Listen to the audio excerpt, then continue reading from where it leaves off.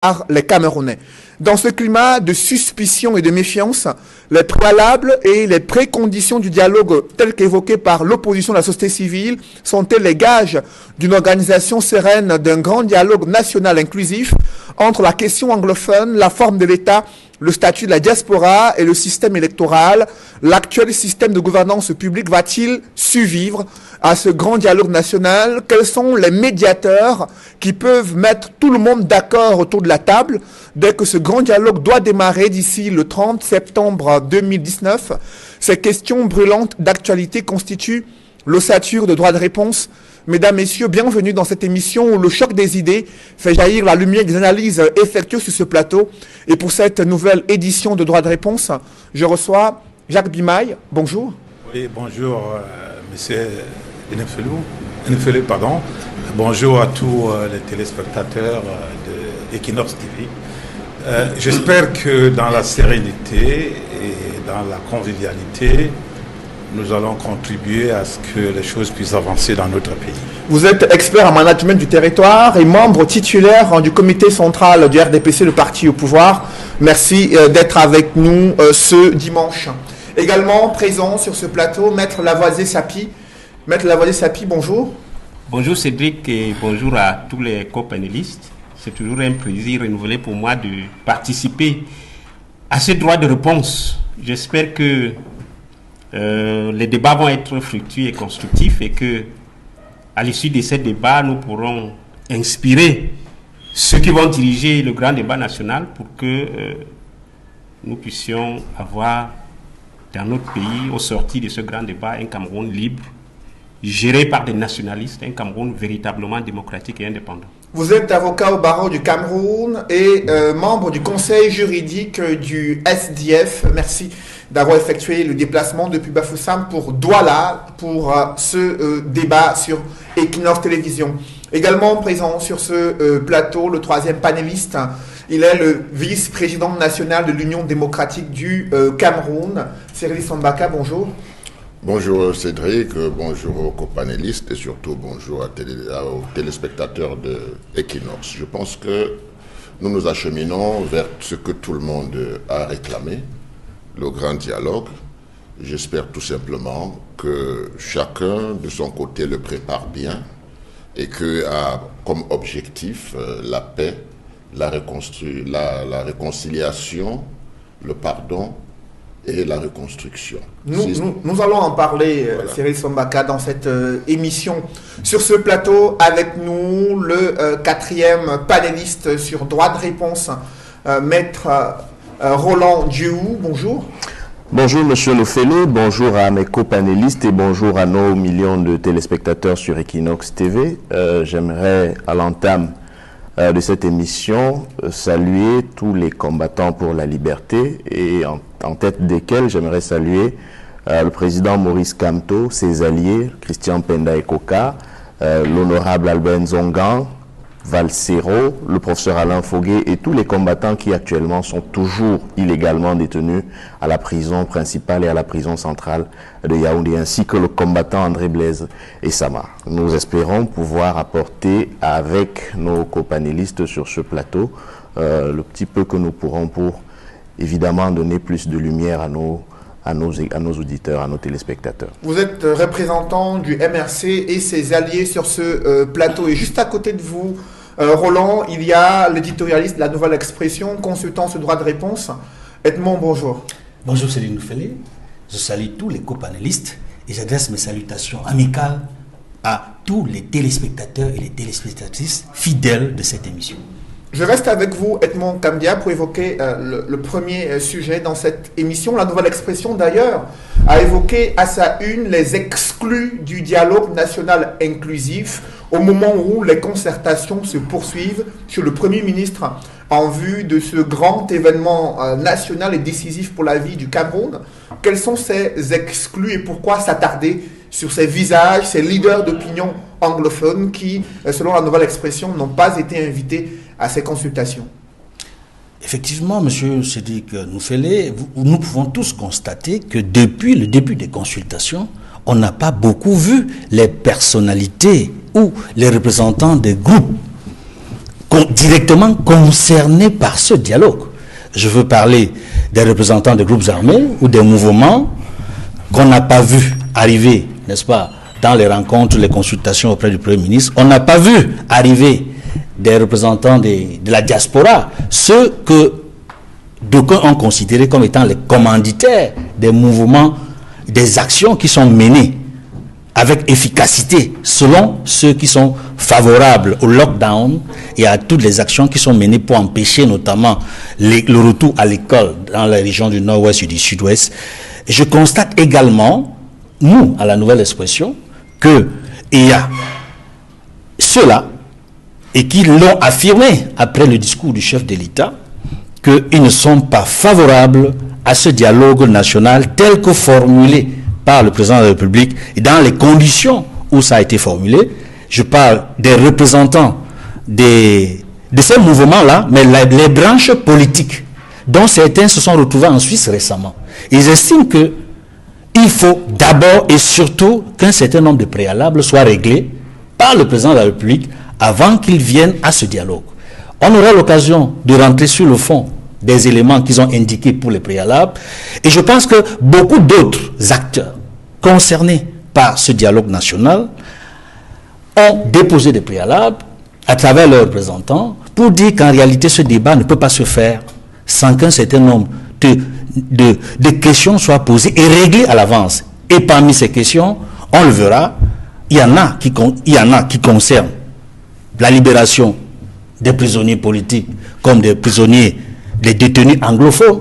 Il y en a qui concernent, et c'est nécessaire pour les acteurs directement concernés, comme ceux qui sont dans les forêts aujourd'hui, je pense au groupe Ebanzame, sécessionniste ou indépendantiste, qui est une sorte de loi d'amnistie pour leur permettre d'assister de manière sereine à cette rencontre. Or, jusqu'ici, il n'y a pas de lueur, il n'y a pas un message plus ou moins clair annoncé par le chef de l'État ou par son représentant, le chef du gouvernement, Premier ministre, qui nous amène à penser qu'il est possible que les acteurs annoncés et identifiés par le chef de l'État seront tous présents au grand dialogue national. Au moment où ces concertations se poursuivent à l'immeuble Étoile chez le Premier ministre, le journal The Guardian Post estime que 80% des personnalités reçues sont uniquement des francophones. Cyril Sambaka, l'UDC, a une délégation qui s'est rendue à l'immeuble Étoile. Lorsque vous parcourez la presse cette semaine et que les journaux d'expression anglaise estiment qu'un dialogue qui se prépare pour résoudre en priorité la crise dans le nord, dans le sud-ouest, font le constat de ce que ce sont uniquement, en grande partie du moins, des francophones qui sont consultés chez le Premier ministre. Comment vous réagissez ? Bien, la première chose que je dois dire, c'est que je ne vais pas m'attarder sur la formule, parce que moi-même, je devais conduire la délégation de l'Union démocratique du Cameroun, et il s'est avéré que j'ai envoyé au Premier ministère mes camarades pour avoir la date exacte, parce que je suis à Douala. Et il s'est avéré qu'on leur a dit qu'il y avait des trucs dans les réseaux sociaux et qu'on ne devait pas tenir compte de cela, qu'on devait être convoqué. Alors ma surprise a été qu'on me rappelle à 10h, 11h pour me dire que l'UDC est attendu à 13h ou à 14h. Donc c'est pour vous dire que si on s'attarde à ces détails-là, on ne va pas beaucoup avancer. Il y a des camarades de l'UDC à Yaoundé, ils s'y sont rendus. Donc ça, c'est la première chose que je voulais dire. La deuxième chose, c'est que dans un dialogue, n'est-ce pas, je suppose, si il est franc, il est sincère, il y aura des commissions.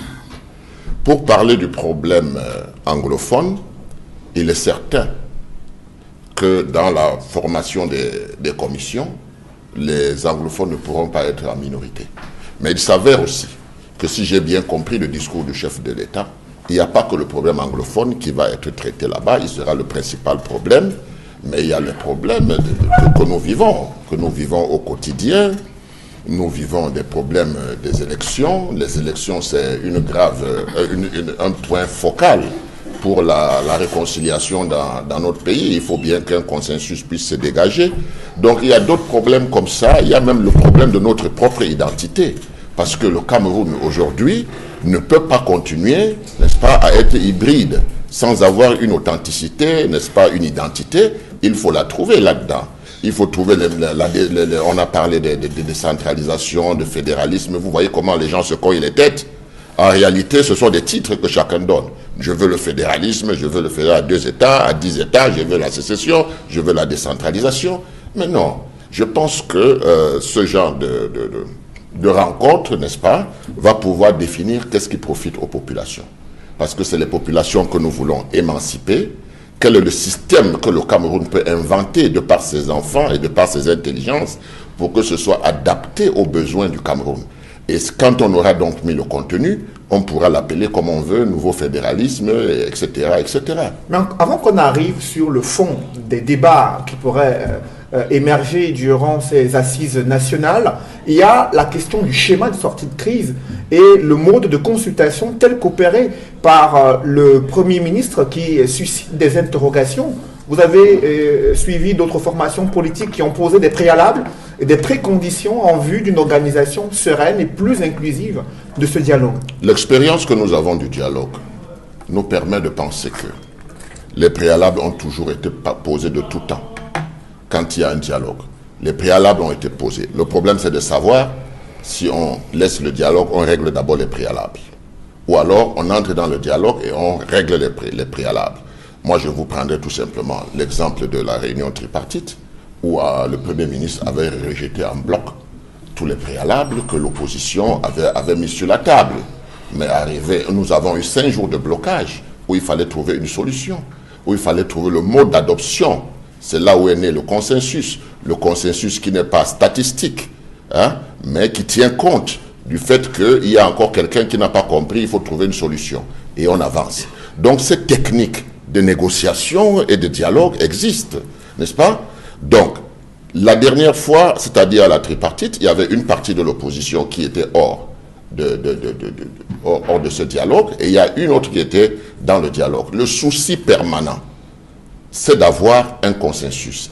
Et ceux qui étaient à l'intérieur ont discuté de ces préalables qu'ensemble, ils avaient fait dehors, et ont pu obtenir au moins 80%, et les documents sont là aujourd'hui. Malheureusement, ce qui n'avait pas fonctionné, il faut le dire, c'est la communication. Parce que la communication n'avait pas fonctionné. Le PCA de la CITV, ministre de son État à l'époque, avait retiré la bande explicative au niveau de la CITV. Vous saviez qu'à cette époque, il n'y avait pas un foisonnement de médias. Donc, il avait retiré, empêchant aux populations de savoir ce qui avait été dit et ce qui avait été arrêté. Et de l'autre côté, nous avions une presse qui était jeune, n'est-ce pas, et qui parfois ne mesurait pas les enjeux politiques. Donc la réunion tripartite est restée comme ça 28 ans, sans que les Camerounais ne sachent ce qui s'était réellement passé. C'est la raison pour laquelle je dis qu'en entrant à la réunion tripartite, on avait rejeté tout en bloc. Et en commençant réellement la réunion, on avait accepté 80% des revendications de l'opposition. Aujourd'hui, ce sont les grandes assises nationales, un grand dialogue national qui est annoncé. Et parmi les partis politiques reçus chez le Premier ministre, il y a le Mouvement pour la Renaissance du Cameroun. Sur ce plateau, avec nous, Maître Roland Djiou et le MRC qui a produit un mémorandum déposé sur la table du Premier ministre. Pourquoi insister tant sur la libération préalable du leader national du MRC, ses alliés et ses militants, conditionnant la participation du MRC à ces dialogues nationaux? Alors, M. Lofele, ce que je dois d'abord indiquer, c'est qu'il n'y a pas une insistance sur cette condition-là en particulier. C'est une question de bon sens. Vous ne pouvez pas vouloir d'un dialogue inclusif et le faire dans des conditions où, de fait, certains sont exclus du dit dialogue, et pas des moindres quand on dit certains sont exclus. Ceux qui sont exclus de ce dialogue, c'est ceux qui ont pris des balles pendant des manifestations publiques lorsque ces personnes-là demandaient à ce qu'il soit mis un terme à cette crise fratricide. Si vous voulez un dialogue inclusif avec ces gens-là en prison, il faut dire la vérité aux Camerounais que ce ne sera pas un dialogue inclusif. Si vous voulez faire un monologue, faites un monologue. Si vous voulez faire un dialogue avec plusieurs sons de cloche, prenez les mesures pour que les différents sons de cloche effectivement puissent être entendus. Moi, j'aimerais peut-être revenir un peu sur ce qu'on peut appeler les préalables. Je peux être d'accord avec le président Sambaka sur le fait que on peut obtenir un certain nombre de choses une fois dans la discussion, mais je convoque à sa conscience la même tripartite et les résolutions qui en sont sorties. Si on ne peut pas se mettre d'accord sur le contenu, ça veut dire qu'on ne pourra pas non plus se mettre d'accord sur les garanties d'application de ce contenu-là. Et c'est ce qui est arrivé avec la tripartite. Ce qu'il présente comme une victoire de ceux qui ont participé est une demi-victoire en réalité, parce que nous sommes rendus très longtemps après la tripartite et la Constitution de 1996, et on attend toujours l'application, par exemple, de l'article 66 et de la décentralisation au niveau des régions, tout au moins. Donc, la question des préalables, elle aussi, Monsieur Nofélé, c'est une question de bon sens. Quand on vous dit voyageons, allons à Yaoundé, la question n'est pas est-ce que vous êtes d'accord pour aller à Yaoundé ou pas. Le préalable minimum, c'est de se dire quel est le moyen qu'on emprunte pour aller à Yaoundé. Et si on peut se garantir des meilleures conditions de voyage, c'est ce qu'on appelle les préalables. Et donc, parmi ces préalables que nous avons pris la peine de formuler, il y a, par exemple, et ça ne concerne pas que les camarades qui sont en prison, ça concerne aussi, on dit que c'est la crise anglophone qui est le principal sujet de débat. Mais alors, vous discutez de la crise anglophone sans les représentants de cette communauté-là, notamment ceux qui sont en prison. Je parle de M. Sissiko Ayuk Tabé. Évoquer son nom ne veut pas forcément dire qu'on est favorable à la sécession, mais évoquer son nom veut simplement dire que si on est pour un dialogue inclusif, tout en rappelant qu'en ce qui concerne le MRC, la question de la sécession ne faisant pas partie de notre agenda, on peut quand même discuter avec les acteurs qui justement ont une prégnance sur cette crise, sur cette guerre civile désormais. Vous ne pouvez pas donc parler d'un dialogue inclusif avec ces personnes-là en prison. Mais il y a des chefs traditionnels du Sud-Ouest qui ont été reçus chez le Premier ministre. Ils représentent également les populations dans ces régions. Ils représentent également les populations, je n'en disconviens pas. Mais justement, quand on veut faire un dialogue inclusif en choisissant son genre d'interlocuteur parmi les populations concernées, ça pose un problème. Et vous me donnez l'occasion là de revenir sur ce qu'on a observé lorsqu'on a vu la liste des représentants de la région du centre. Ce dialogue tel qu'il est organisé finira par ressembler à un congrès extraordinaire du RDPC. Parce que si les représentants qu'on choisit, c'est ceux qu'on veut voir, alors il ne faut plus dire aux Camerounais qu'il s'agit d'un dialogue inclusif. Il faut dire aux Camerounais qu'il s'agit d'une peut-être large consultation. Les mots ont un sens. Si on veut faire à la place d'un grand dialogue national une large consultation, qu'on le dise. Et le président de la République a dit dans son discours que tout le monde ne pourra pas participer au grand dialogue national, mais on a vu qu'il y a la possibilité qui est donnée aux Camerounais d'aller rencontrer les gouverneurs des régions pour donner leur contribution, de pouvoir écrire sur un site internet dédié à ces assises nationales, de partager également leurs contributions dans la perspective de ce dialogue. Est-ce que ce ne sont pas des mécanismes qui visent à permettre à tous les Camerounais de contribuer d'où qu'ils viennent et quelle que soit la sensibilité politique? C'est ce que j'appelle large consultation nationale. Le débat n'est pas là, M. Nofélé. Je suis d'accord qu'il y a des moyens de s'exprimer dans le cadre de ce qui est annoncé comme étant le grand dialogue national. Mais consulter des gens, prendre l'avis des uns et des autres et décider de ce qu'on en fait par après, n'appelons pas ça dialogue national. Le dialogue veut dire deux. On échange, on discute. Sinon, la question du consensus qu'a évoqué monsieur Sambaka n'aurait aucun sens. Si on doit adopter un mécanisme de conduite du dialogue, ça veut dire que les avis des uns et des autres doivent être pris en compte de manière consensuelle. Si on parle de large consultation, alors ça veut dire qu'on est encore une fois embarqué dans une histoire sans lendemain. Mais j'aimerais, à l'attention des téléspectateurs qui nous regardent, indiquer que ce n'est pas nous, MRC, qui pouvons être contre l'idée du dialogue. Ça, il faut bien que cela se sache. Parce que dans le projet de société du Mouvement pour la Renaissance du Cameroun, qui date de 2012, nous avons carrément fait du dialogue national, notamment sur la question anglophone. C'était une simple question à l'époque, une de nos priorités, et que nous entendions régler une fois aux affaires dans le cadre de ce qui avait été appelé dans le projet de société les assises nationales de la fraternité et de la solidarité. Cela a été réitéré dans le projet de société, dans le programme de gouvernance qu'a porté le président élu, à l'époque candidat Maurice Kamto, lors de l'élection présidentielle dernière. Il y a eu des actions concrètes sur le terrain relevant de la volonté du MRC et de ses alliés de faire porter à l'agenda national cette question.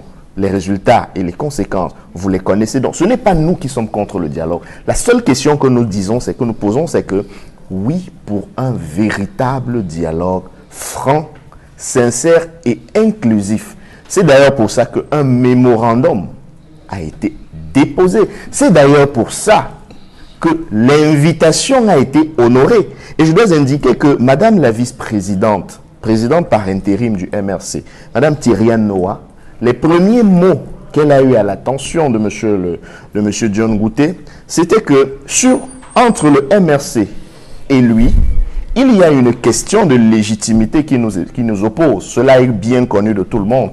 Mais comme il s'agit du pays, de la nation, nous avons choisi au MRC de mettre cela entre parenthèses pour venir à la rencontre de celui qui a été désigné comme devant présider ce qui va s'annoncer, pour lui faire part de ce que nous pensons de cela. Il faut bien l'indiquer. Nous n'avons pas boycotté, nous sommes venus en mettant entre parenthèses la question de la légitimité, mais en indiquant que nous voulons effectivement un dialogue, un grand dialogue, une assise, un dialogue franc, sincère, dont les résolutions peuvent être, dont on peut dire aux Camerounais que les résolutions seront effectivement appliquées, parce que c'est quand même pour eux, ces concitoyens-là, que tout cela est fait. La nécessité d'une amnistie en faveur des prisonniers dits politiques, selon les propos du MRC. Jacques Bimaille, au sein du Rassemblement démocratique du peuple camerounais, on a vu également une délégation qui a été conduite par les hautes personnalités de l'appareil administratif du RDPC. Cependant, l'opposition émet des réserves sur le schéma choisi par le Premier ministre pour des consultations en vue du dialogue et également sur la nécessité de procéder à une amnistie générale en faveur des prisonniers de la crise anglophone et la crise post-électorale. Quel est votre point de vue? Cédric, je dois d'abord dire que les Camerounais doivent se respecter et se faire confiance. Nous faisons comme s'il n'existait pas un État dans notre pays. Il y a en place un président de la République et un gouvernement de la République. Et il y a des lois. Il y a la justice. Vous connaissez ma position sur ce point. J'ai été l'un de ceux qui se sont battus dès le départ pour qu'un dialogue puisse avoir lieu. Le chef de l'État, le président de la République, a fait un discours qui m'a réjoui et je crois qu'il a été précis sur certains points. Nous sommes dans un pays avec des institutions. Il y a des compatriotes qui ont des problèmes avec la justice. Je souhaitais aussi qu'ils puissent prendre part à ce dialogue, mais n'oublions pas qu'ils ont des problèmes avec la justice. Et le chef de l'État a été clair. Il a des pouvoirs, il pourra accorder la grâce à certains à un moment venu.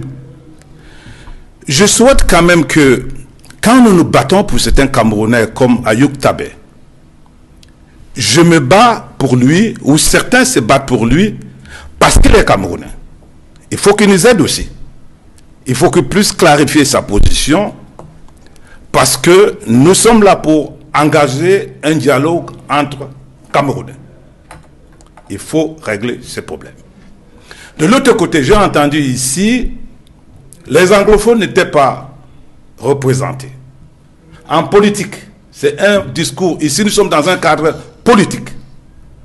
Le premier parti d'opposition dans ce pays a son bastion dans les deux régions. Ce parti, le SDF, a été consulté. Et peut-être ceux qui connaissent bien aussi les deux régions, c'est l'occasion de dire ici que le fonds joue un rôle important, très important, dans les deux régions. Ces deux groupes ont déjà été consultés. Je dis, essayons de nous faire confiance. Environ bientôt 60 ans après l'indépendance, le pays a aujourd'hui des enfants qui peuvent se mettre autour d'une table pour définir l'avenir de cette nation. Quels sont les gages de Laissez-moi continuer, quoi. Laissez-moi continuer, s'il vous plaît. Laissez-moi continuer. Les années 90, j'étais le seul francophone qui était dans un mouvement international avec les anglophones. Nous nous sommes réunis à Londres. À Londres, à Washington, à New York, à Atlanta. Nous avons signé des mémorandums. Il y a un problème qui se pose, et je crois même qu'il y a même des problèmes de sémantique, de langage. Je suis là maintenant c'est un expert qui parle. Nous avons aujourd'hui environ 25 millions de Camerounais. Il faut régler le problème de la gouvernance au niveau de l'État et le problème de la gouvernance locale. Tout à l'heure, je vais rentrer en profondeur. Nous en parlons tout à l'heure. Oui, en tant qu'expert, sur les gages de la confiance pour que tout le monde se retrouve autour du même table pour dialoguer. Sur les gages de la confiance. Nous avons un gouvernement en place, c'est ce que je suis en train de dire. Nous sommes dans un État, nous avons une République. Nous avons un président de la République qui a parlé. Il a dit ce qu'il pense. Les Camerounais vont se retrouver devant le Premier ministre, qui est d'ailleurs anglophone, parce que ceux qui disent que les anglophones ne sont pas représentés, c'est un fils du Sud-Ouest. Je crois que donnons-nous la main. Sans tolérance, on ne peut pas dialoguer. Sans respect, on ne peut pas dialoguer. Nous sommes à une semaine de ce dialogue. Mais ce qui est sûr. Nous sommes à une semaine de ce dialogue national. Et la majeure partie des propositions de l'opposition à la société civile, c'est de procéder à une libération, une amnistie générale en faveur des personnes qui ont été arrêtées dans le cadre de la crise anglophone et la crise post-électorale. Pensez-vous que c'est un préalable auquel il faut accéder avant de s'asseoir autour d'une table pour discuter? Cédric, j'ai bien dit, vraiment, je pense que vous m'avez suivi. J'ai dit que nous sommes dans le cadre d'une république qui a une justice. Il y a certains compatriotes qui ont des problèmes avec la justice. J'aurais bien souhaité que tous les fils et les filles de ce pays puissent se retrouver autour d'une table. Soit, allons-y au dialogue. Beaucoup de choses peuvent se passer au cours du dialogue. Beaucoup de choses peuvent s'arranger après ce dialogue, qui ne va que durer 4 jours. Je dis, respectons-nous, faisons-nous confiance et soyons tolérants. Et ce qui est aussi sûr, même de notre côté, il ne faut pas qu'il y ait un dialogue avec des embuscades. Il faut un dialogue franc et sincère parce qu'il y va de l'intérêt de notre pays. Il y va d'une question majeure. Il faut absolument retrouver la paix dans les 2 régions anglophones. Et le SDF également a posé ses conditions pour l'organisation d'un dialogue franc, sincère et inclusif. Sur ce plateau avec nous, Maître Lavoisier Tsapi, vous avez suivi de près ces consultations qui se poursuivent à l'immeuble Étoile, le Premier ministre qui reçoit les différentes délégations, que ce soit les leaders d'opinion, que ce soit des partis politiques représentés à l'Assemblée nationale ou d'autres formations politiques ayant au moins des conseillers municipaux ou d'autres leaders religieux. Comment appréciez-vous ce schéma de sortie de crise qui est en train de se mettre en place et sur les conditions préalables également posées par le SDF? Merci Cédric. Je pense que la convocation de ce dialogue national par le président de la République, c'est une chose curieuse. Une chose curieuse parce que c'est un dialogue qui est convoqué dans un climat de guerre. Les armes ne se sont pas tues dans les régions du sud-ouest et du nord-ouest. Et il me semble que quand on est dans une situation de guerre civile, pour tous les conflits que nous avons connus dans le monde, les négociations sont précédées par un cessez-le-feu. Il y a d'abord des accords de cessez-le-feu. On fait taire les armes et on négocie dans la sérénité. Le président de la République convoque un dialogue national pendant la guerre, alors que les Camerounais continuent de mourir dans le sud-ouest. Mais le chef de l'État a demandé à ces groupes armés de se rendre dans les sous-préfectures, dans les chefferies pour déposer les armes et qu'ils bénéficieraient d'un accompagnement dans le cadre du comité de désarmement, de démobilisation, de réintégration. Oui, ça c'est ce que j'appellerais la politique de l'autruche. Parce que le président de la République, dans son discours du 10 septembre, dit que le dialogue national vise à répondre aux aspirations profondes des populations du nord-ouest et du sud-ouest. Quelles sont les aspirations profondes des populations du sud-ouest et du nord-ouest? Pourquoi les anglophones ont pris les armes pour défendre ce qu'on pouvait leur donner par le dialogue dans la paix? Pourquoi ils ont pris les armes? Il faut se poser ces questions. Et puis, je trouve même que le chef de l'État se contredit dans son discours. Vous ne pouvez pas dire que vous convoquez un dialogue pour résoudre le problème anglophone. Et dans le même discours, vous niez qu'il n'y a pas de problème anglophone. Le chef de l'État l'a dit, qu'il ne pense pas que les anglophones sont marginalisés. Parce que depuis qu'il a accédé au pouvoir, ça a été toujours sa préoccupation dans tous les gouvernements qu'il a formés de régler le problème des anglophones. Il ne pense pas qu'ils sont marginalisés. Il a pris l'exemple du Premier ministre qui depuis près de 12 ans ou 15 ans ou 20 ans est toujours anglophone. Vous ne pouvez pas nier un problème dans un discours, et dans le même discours dit qu'on règle ce problème. Vous comprenez qu'il y a là une contradiction qui ne tient pas. Je pense que ce dialogue a été imposé par le chef de l'État, a été imposé au chef de l'État par la conjoncture nationale et internationale. Et le SDF a joué un très grand rôle dans la pression pour que ce discours se tienne. Nous avons vu les démarches du président national du SDF, le Tchemani Jean Frondi, personnellement auprès du chef de l'État, dans les régions anglophones du sud-ouest et du nord-ouest. Nous avons vu l'action de nos députés à l'Assemblée nationale et de nos sénateurs qui ont insisté pour que la question anglophone soit inscrite à l'ordre du jour des deux parlements et qu'elle soit discutée et si possible qu'une solution soit ouverte. Vous avez d'ailleurs suivi le discours de l'honorable Wirba à l'Assemblée nationale, un discours qui amenait à placer le pouvoir devant ses responsabilités. Donc le SDF a joué un très grand rôle pour que ce dialogue ait lieu. Aujourd'hui, je m'interroge, est-ce qu'il s'agit d'un discours? Est-ce qu'il s'agit de quelque chose qui va apporter une solution aux populations du sud-ouest et du nord-ouest? J'en doute. J'en doute parce que le président Sambaka vient de parler de la tripartite. Et nous constatons que le président de la République, à chaque fois qu'il est mis en difficulté, à chaque fois qu'il est mis dos au mur face à sa mauvaise gouvernance et à la mauvaise politique qu'il applique dans la gestion du pays, à chaque fois qu'il est mis dos au mur, il trouve une parade pour se refaire une virginité politique. J'ai été assez surpris qu'à peine il annonce ce discours, il y a des réunions du RDPC qui se tiennent dans le sud, à l'est, des motions de soutien qui sont pondues, et même, vous allez voir que à l'issue de ce dialogue-là, vous allez assister à des marches du RDPC sur l'ensemble du territoire national pour remercier le président de la République, faire de lui le Dieu qui a sauvé le Cameroun par-ci, par-là, alors que, en fait, je ne pense pas qu'il s'agit de ça. Mais pour le moment, il y a des consultations que le Premier ministre, une délégation du SDF, oui, il a été reçu et a posé des préalables pour l'organisation sereine et inclusive de ce grand dialogue.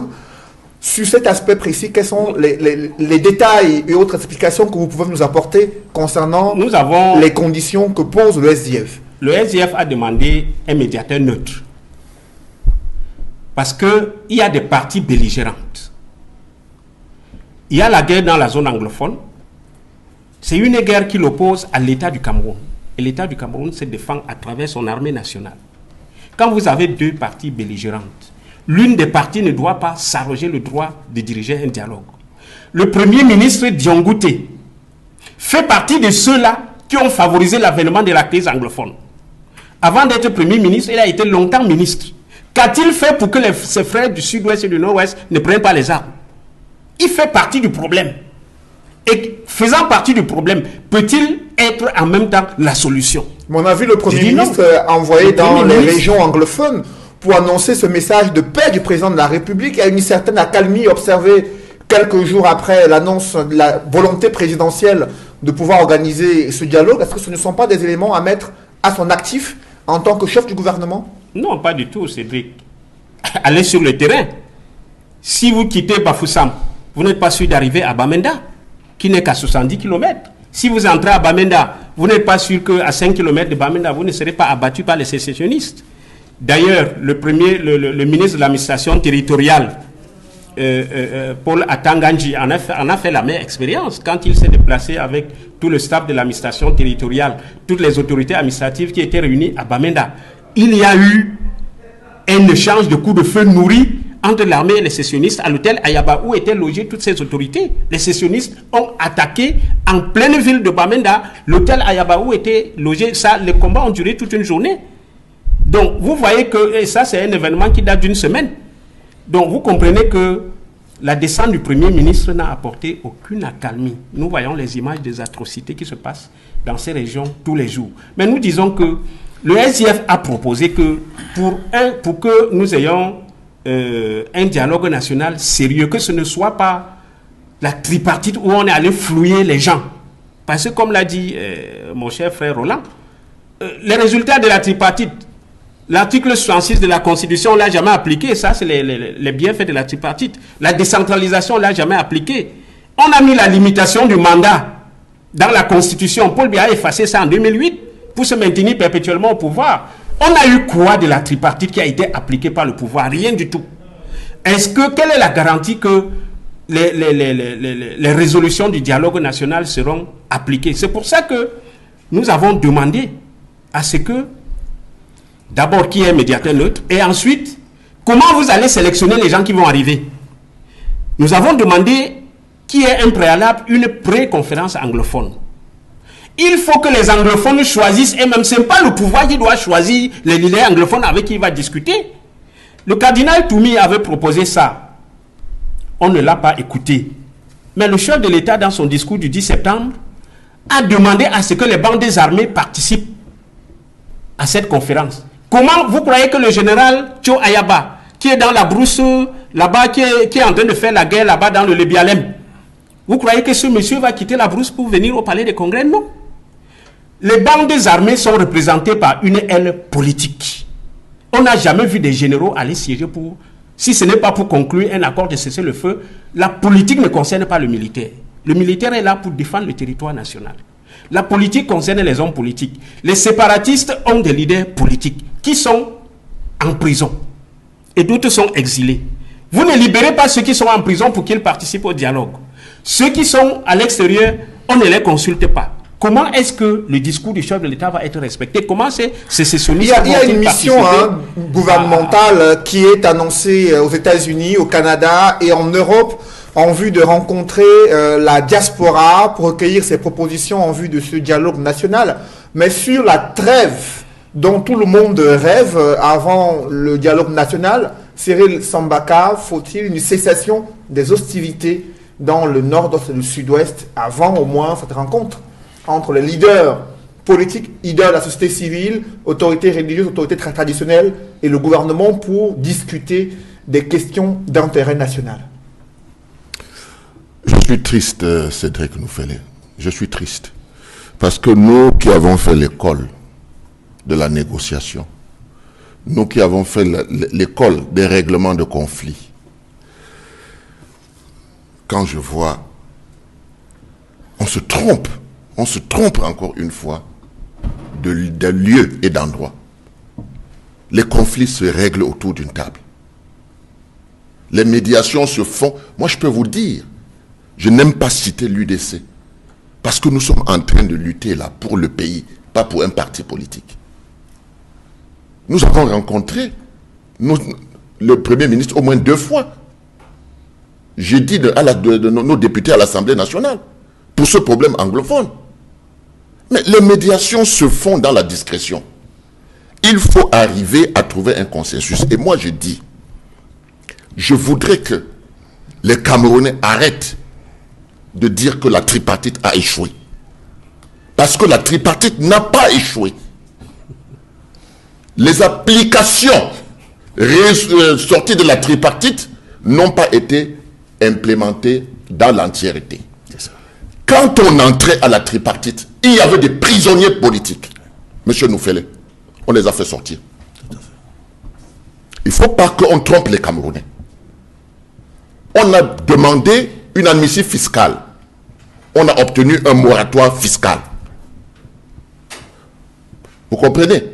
On a demandé la levée du commandement opérationnel. On a levé le commandement opérationnel. On a demandé le 3e point à l'ordre du jour, qui était la refonte constitutionnelle. Les commissions se sont mises en place à la tripartite. Ils ont désigné, n'est-ce pas, des intervenants de manière tripartite. L'opposition avait ses gens, les gens Flabon Gaillac et autres. L'administration avait ses gens, le professeur René Ouanaïou. La société civile avait Maître Loé et d'autres avocats. Ils se sont mis au travail. Il était question qu'ils apportent leur copie, qu'il y ait une tripartite 2. Qui n'a jamais eu lieu. Non, mais laissez-moi terminer. Qui n'a jamais eu lieu. Laissez-moi terminer. Non, monsieur le Président, laissez-moi terminer. Les mesures que vous évoquez là sont des mesures de pacotille. Maître Sapi, qu'est-ce que le moratoire fiscal a apporté comme gain aux commerçants qui avaient fermé les boutiques pendant les villes mortes? Alors, ils n'ont rien gagné. Mais si vous ne voulez pas, du président Kaji, si vous ne souhaitez pas, a été redressé. Si vous ne souhaitez pas que je dise la vérité ici, que le Camerounais sache d'où ils sortent, eh bien, je le mettrai même dans les réseaux sociaux. La tripartite ne nous a rien apporté. Je vous dis, oui, allez-y, que toutes les revendications que l'opposition avait mises sur la table, 80% de ces revendications, j'ai tous les documents ici. Et maintenant, l'application. L'application, quand on arrive à la refonte constitutionnelle, les commissions sont mises en place. Ils travaillent, il est question qu'on mette une deuxième tripartite pour voir les résultats et adopter au référendum. C'est à ce moment que le chef de l'État sort et dit on va aux élections législatives, ceux qui veulent y aller, voilà 500 millions. Qu'est-ce que vous, maître Lavoisier, vous avez fait pour qu'on respecte les accords de la tripartite? Parce que là, il faut qu'on soit sincère. Pour une fois, soyons sincères avec les Camerounais. Il n'y a que de discuter, de négocier et d'arriver à des accords. Il n'y a que de les appliquer. Et il y a la communication, comme je vous ai dit. Parce que quand nous sommes sortis de la tripartite, parce que c'est Mme Joya qui avait été désignée par l'opposition comme la tête de file pour négocier avec le gouvernement, et qu'à la fin, les femmes lui ont remis l'arbre de la paix. Ça a vexé les gens. Vous voyez donc là où je veux venir. Je veux dire que quand vous n'avez pas fait quelque chose au Cameroun, c'est mauvais. Si c'est vous qui avez fait, c'est bon. Il faut qu'on quitte de cette situation d'égoïsme, n'est-ce pas, pour penser au Cameroun. Et nous avons pensé au Cameroun. Et depuis la tripartite, le voilà, le contrat républicain. Il est sorti il y a 10 ans. Oui, mais ça parce que c'est issu de la tripartite. Voilà le nouveau contrat social. Il y a 9 ans, il est sorti de la tripartite. Mais vous savez que les anglophones, les anglophones sont exclus de la constitutionnelle. S'agissant des anglophones, le problème des anglophones, le problème des anglophones a été évoqué à la tripartite, et bien même, parce que les anglophones réclamaient le fédéralisme. Voilà. On les a exclus de la conférence constitutionnelle. Alors, le professeur Joseph ce qui s'est passé, c'est que le exclu de la conférence constitutionnelle. Les anglophones sont partis sans donner Si j'ai attendu 28 ans, pour rétablir la vérité, je vais la rétablir. Et si je ne peux pas la rétablir, si je vais la rétablir dans les réseaux sociaux. Parce que c'est à ça que dépendra le succès des prochaines assises. Vous comprenez? Allez-y. Donc, à partir de ce moment-là, il a été discuté le problème des anglophones. C'est comme ça qu'il est ressorti que le vrai problème des anglophones, c'était la gouvernance locale. Vous voyez, quand vous êtes francophone, avec votre jacobinisme, vous voulez aller chercher un papier quelque part, vous avez droit, mais vous demandez, M. Séding Noufele, est-ce que vous connaissez le ministre? Vous pouvez intervenir pour que le ministre me donne le papier. Chez les anglophones, ce n'est pas la même chose. Quand on a un droit, on le revendique et on l'obtient. Vous comprenez? Parce que c'est la gestion locale. Ils avaient été habitués à cela, à élire leur chef. Donc, à partir de ce moment, la tripartite est tombée d'accord. On est tombé d'accord que ça doit être partagé. C'est quelque chose, c'est une revendication qui est digne et qui doit être partagée et que tout le Cameroun puisse en profiter. C'est de là où a commencé à germer l'idée du nouveau fédéralisme, le fédéralisme de 10 États. C'est à la tripartite. L'article 66 dont on parle, est-ce que les gens viendraient bomber leur torse ici avec l'article 66 si ça n'avait pas été obtenu de haute lutte à la tripartite? Donc moi je voudrais dire que comme nous allons à ces élections, à ce dialogue, nous devons savoir qu'il y a 3 phases. Il y a la phase de négociation avec ces accords. Il y a la phase de communication, parce que si la communication est fausse et qu'on vient de raconter des histoires aux Camerounais, à ce moment-là, on a faussé tout le travail qui a été fait. Maintenant, l'implémentation. L'implémentation, ça ne se met pas de commission. Les commissions tripartites de suivi. Vous comprenez?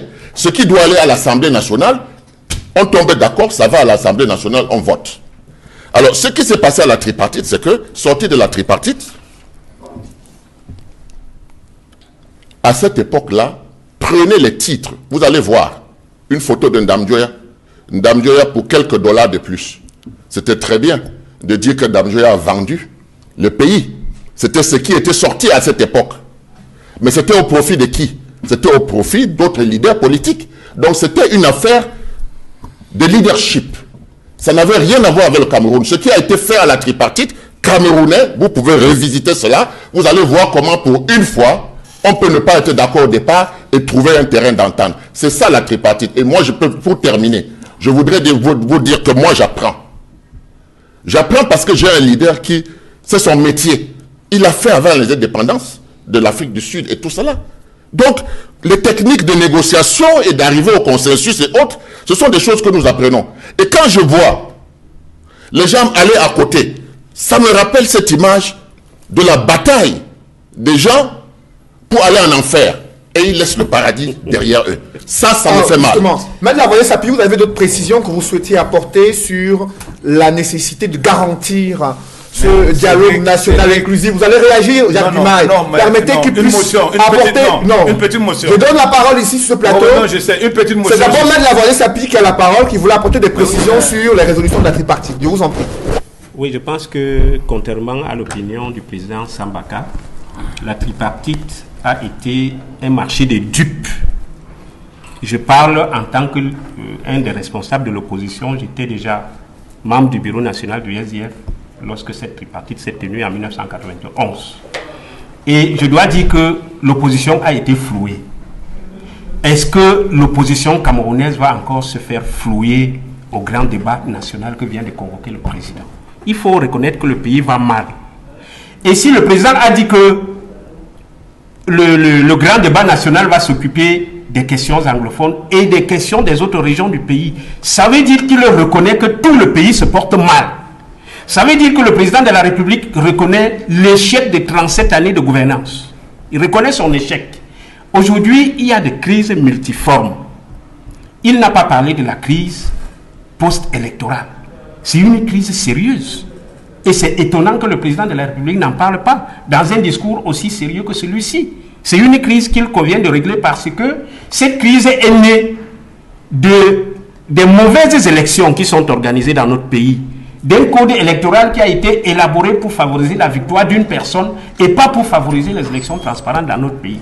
Donc je pense que la tripartite n'a été que la tripartite et les petits arrangements qui ont été faits, que le président Sambaka nous a cités là, c'était des arrangements de façade. Parce que vous allez voir que, par exemple sur la Constitution, il y avait une commission constitutionnelle qui devait être présidée par le professeur Joseph Owona. Qui était présidée par le professeur Joseph Owona. Les anglophones étaient représentés par le docteur Simon Monzou. Le docteur Carlson Anyangwe et autres.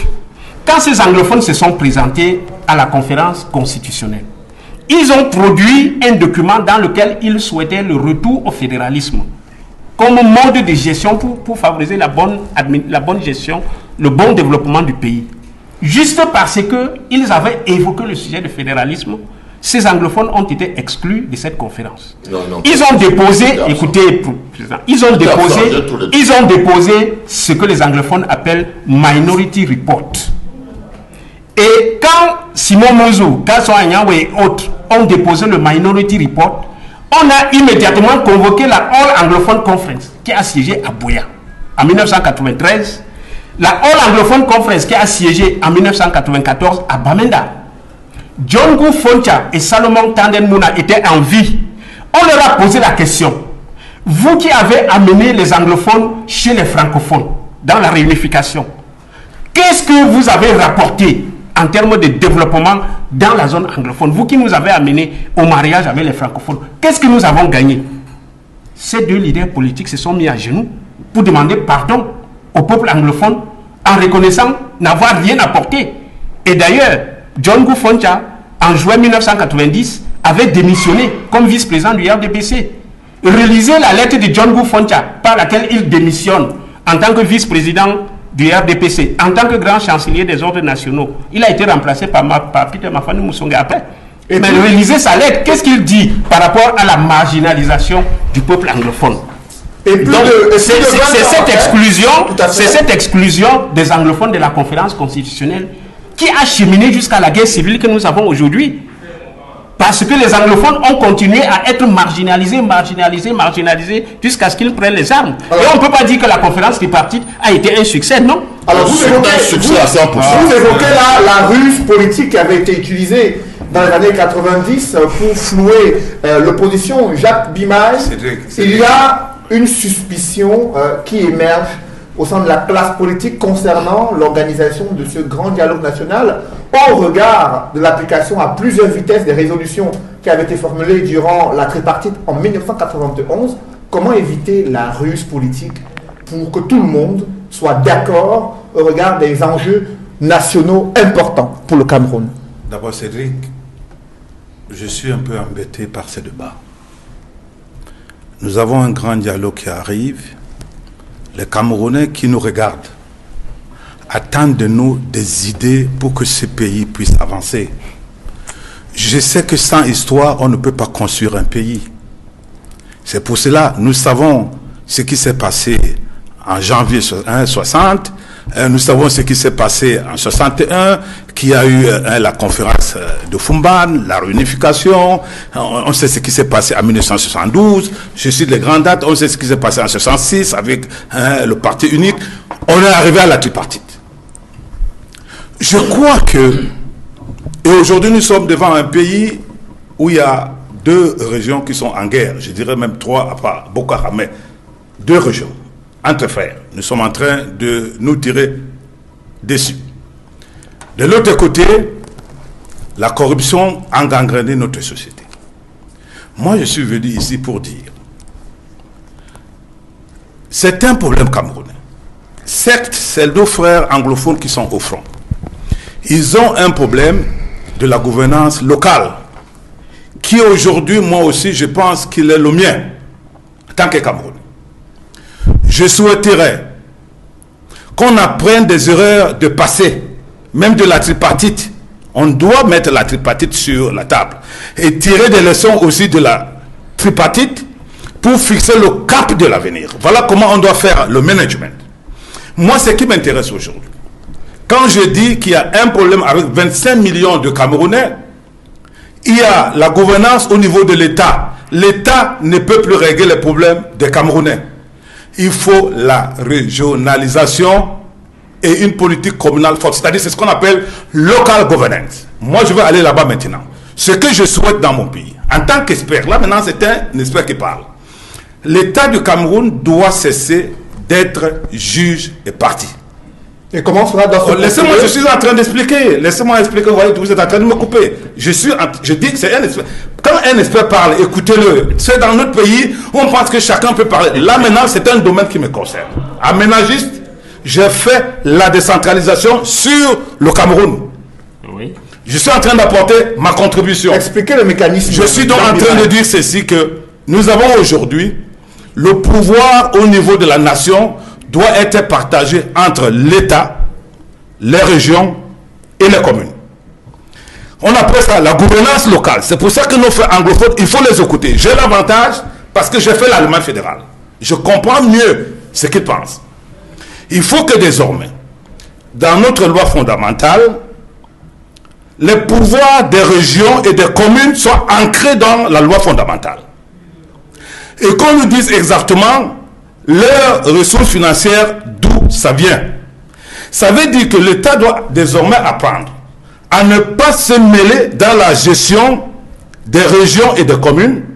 Et l'État du Cameroun doit assurer le contrôle, la régulation. Ça veut dire que quoi? Ça veut dire que si les régions du Cameroun doivent être autonomes, les délégations régionales des ministères ne doivent plus exister. Claire. Les délégations des ministères doivent devenir les délégations des régions. Ce sont ces délégations, les délégués qui sont là aujourd'hui, ça sera comme des ministres de la région qui vont agir au niveau de leur département, dont l'État sera en haut.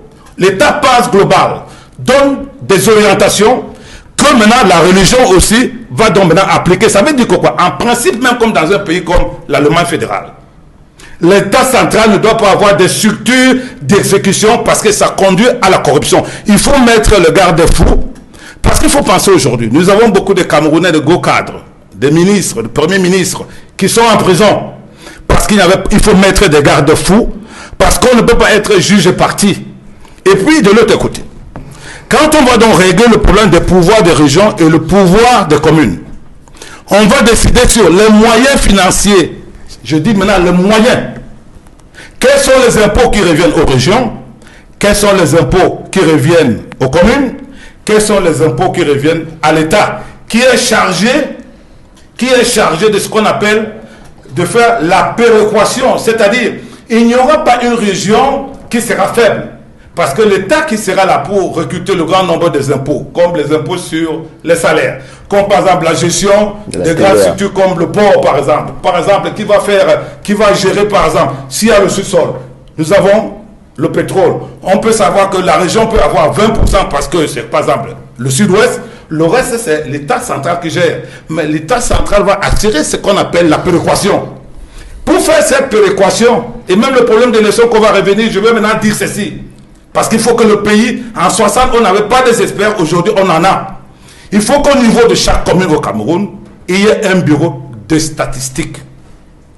La première donnée statistique dans une commune, ce sont les données démographiques. Nous sommes combien? C'est les maires, les 360 maires qui doivent nous dire combien nous sommes. Et à partir de là maintenant, nous savons au niveau de l'État, l'État sait combien nous sommes. C'est en fonction de ce nombre de populations et des besoins de chaque commune et des ressources de la commune que l'État sait exactement ce qu'il faut apporter en plus pour que le développement doit se faire. Ça veut dire que quoi? Ça veut dire que les délégués du gouvernement ne doivent plus exister parce que c'est la gouvernance locale, donc les maires doivent être élus. Ça veut dire que les secrétaires généraux au niveau des communes et les receveurs municipaux doivent disparaître. Il faut donc une bonne organisation. Excusez-moi, je viens de l'Allemagne, je suis quand même du parti au pouvoir. En tant qu'expert, je dois m'exprimer. Jacques Bimaï, est-ce que les lois... Laissez-moi terminer, s'il vous plaît. Je vous en prie, une minute. Vous allez pouvoir terminer, c'est dans le sens de votre développement. Est-ce que les lois actuelles sur la décentralisation permettent de pouvoir suivre ce schéma? Non, laissez-moi continuer. C'est ce que je suis en train de dire. Donc, au niveau de la commune, il faudrait donc qu'on ait une loi qui exige désormais, qui demande à chaque Camerounais, c'est un devoir. Là où on habite, on doit se faire déclarer à la commune. Au niveau même des élections, et les camps qui courent partout pour faire inscrire les gens, c'est à partir de ces données de la commune qu'on établit les listes électorales. C'est comme ça que ça se passe. Dans un pays comme l'Allemagne, on n'a même pas besoin d'un organe pour organiser les élections. Tout se passe au niveau des communes.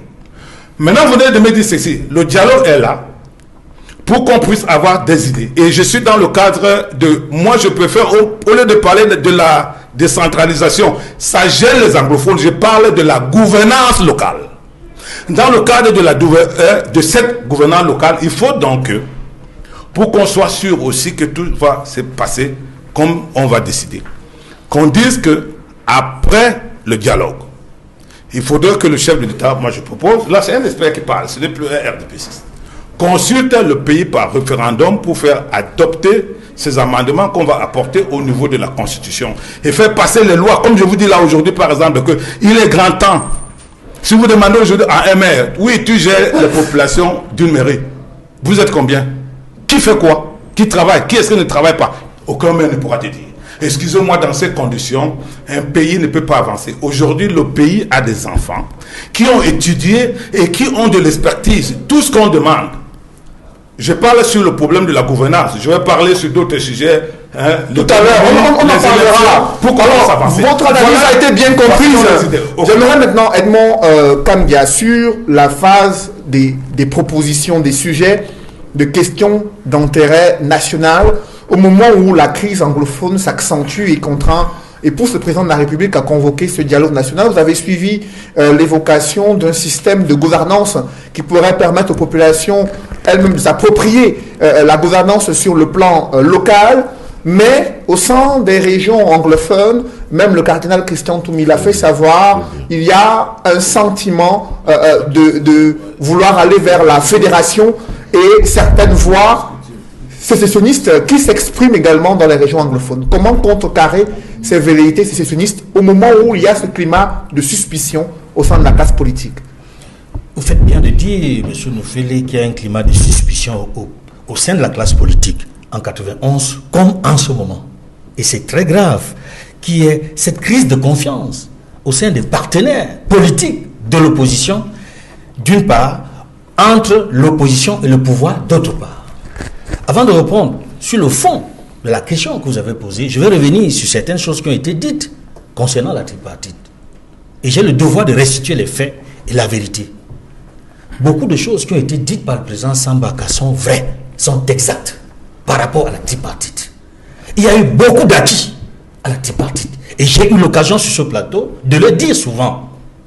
M. Sambaka a dit qu'il y a eu le moratoire fiscal pour les commerçants et pour tous les autres contribuables du fait des opérations Villemort. Oui, c'est exact. Ça faisait d'ailleurs partie des préalables. Il a également dit qu'on a libéré des prisonniers politiques. Oui, on a libéré toutes les personnes, je dis bien toutes les personnes arrêtées dans le cadre des actions des opérations Villemort. Ça faisait partie également des préalables. Je voudrais ajouter à ce qu'il a dit qu'il y a eu la levée de l'interdiction qui pesait sur les réunions et les manifestations des partis politiques. Je voulais ajouter également qu'il y a eu la levée de la suspension qui pesait sur certains journaux. La plupart de ces journaux sont encore quotidiens. Le Messager, la Nouvelle Expression, il y avait la Vision, il y avait d'autres journaux qui n'existent plus aujourd'hui. Et ça a été obtenu par l'opposition qui était présente du début jusqu'à la fin à la tripartite. Je voudrais dire également qu'il y a eu d'autres acquis de la tripartite, en dehors de celles qu'on connaît déjà, parce qu'on ne cite que 3 de plus en plus comme acquis de la tripartite. On parle de l'article 66, qui n'a pas été appliqué, on parle de la décentralisation, qui était un consensus entre les extrêmes, parce qu'il y avait les centralistes, ceux qui estimaient qu'il faut maintenir le statu quo, c'est-à-dire un système unitaire centralisé, et ceux qui estimaient qu'il fallait le fédéralisme. Il y avait également un camp qui estimait que c'était la régionalisation. Mais la décentralisation qui a été choisie était un compromis politique qui malheureusement, 26 ans après, n'a pas été véritablement appliqué. On cite aussi, et il faut le dire, d'autres acquis de la tripartite qui n'ont pas été implémentés. Je voudrais dire ici, et c'est très important, pour ajouter aux autres choses qui ont été dites par M. Sambaka, il y a eu beaucoup d'acquis. Beaucoup. J'ai dit beaucoup d'acquis. Quand il dit 80%, j'ai dit je confirme, c'est vrai. On ne peut pas dire que la tripartite a échoué. Il y a, certes, des propositions, des contributions, des résolutions qui ont été formulées et dont l'application a été difficile ou n'ont pas été appliquées. Mais la plupart de ce qui a été demandé a été appliqué. Je vais citer, puisque sur le contenu des débats, c'était sur le code électoral et le code médiatique. Par rapport au code médiatique, je vais vous dire ici qu'il y a eu le 23 janvier 1992, la naissance du Conseil national de la communication. Et le 13 février 1992, un décret qui fixe les modalités d'accès des partis politiques dans les médias audiovisuels de service public, notamment les médias d'État. Ça n'existait pas avant. Même si l'application sur le terrain, à la CRTV, comme dans Cameroun Tribune, on voit encore cette tendance à banaliser ou à marginaliser les partis politiques dans l'expression des partis politiques. Mais ça a été un acquis de la tripartite d'officialiser la présence des partis politiques de l'opposition dans les médias de services publics audiovisuels et notamment les médias d'État. Maintenant, sur le rôle qu'a joué le président de l'UDC, et c'était effectivement le chef de file politique et technique pendant les rencontres de la tripartite. Je voudrais dire ici, et parce qu'il ne faut pas se focaliser là-dessus. Oui, avançons. On va avancer. Ce que je dis, c'est par rapport à l'histoire. C'est par rapport à l'histoire. Ce que je dis, c'est par rapport à l'histoire. Beaucoup de choses ont été faites. Même l'inscription à l'ordre du jour, ce qui n'était pas prévu de là, des réformes constitutionnelles, est un acquis fondamental de la tripartite. Parce que si ça n'avait pas été fixé comme un débat qui a permis la création d'un comité technique, une commission technique, et tout ce qu'on a vu par la suite, la naissance d'une nouvelle constitution, qui, il faut le dire, dans la dernière mouture qui est sortie, qui a été adoptée en décembre 1995, et que le chef de l'État a promulgué le 18 janvier 1996, ce n'était pas exactement la mouture que l'opposition avait proposée. Mais la plupart de ce que l'opposition avait demandé avait été obtenu dans cette constitution. Malheureusement, certaines dispositions ne sont pas appliquées.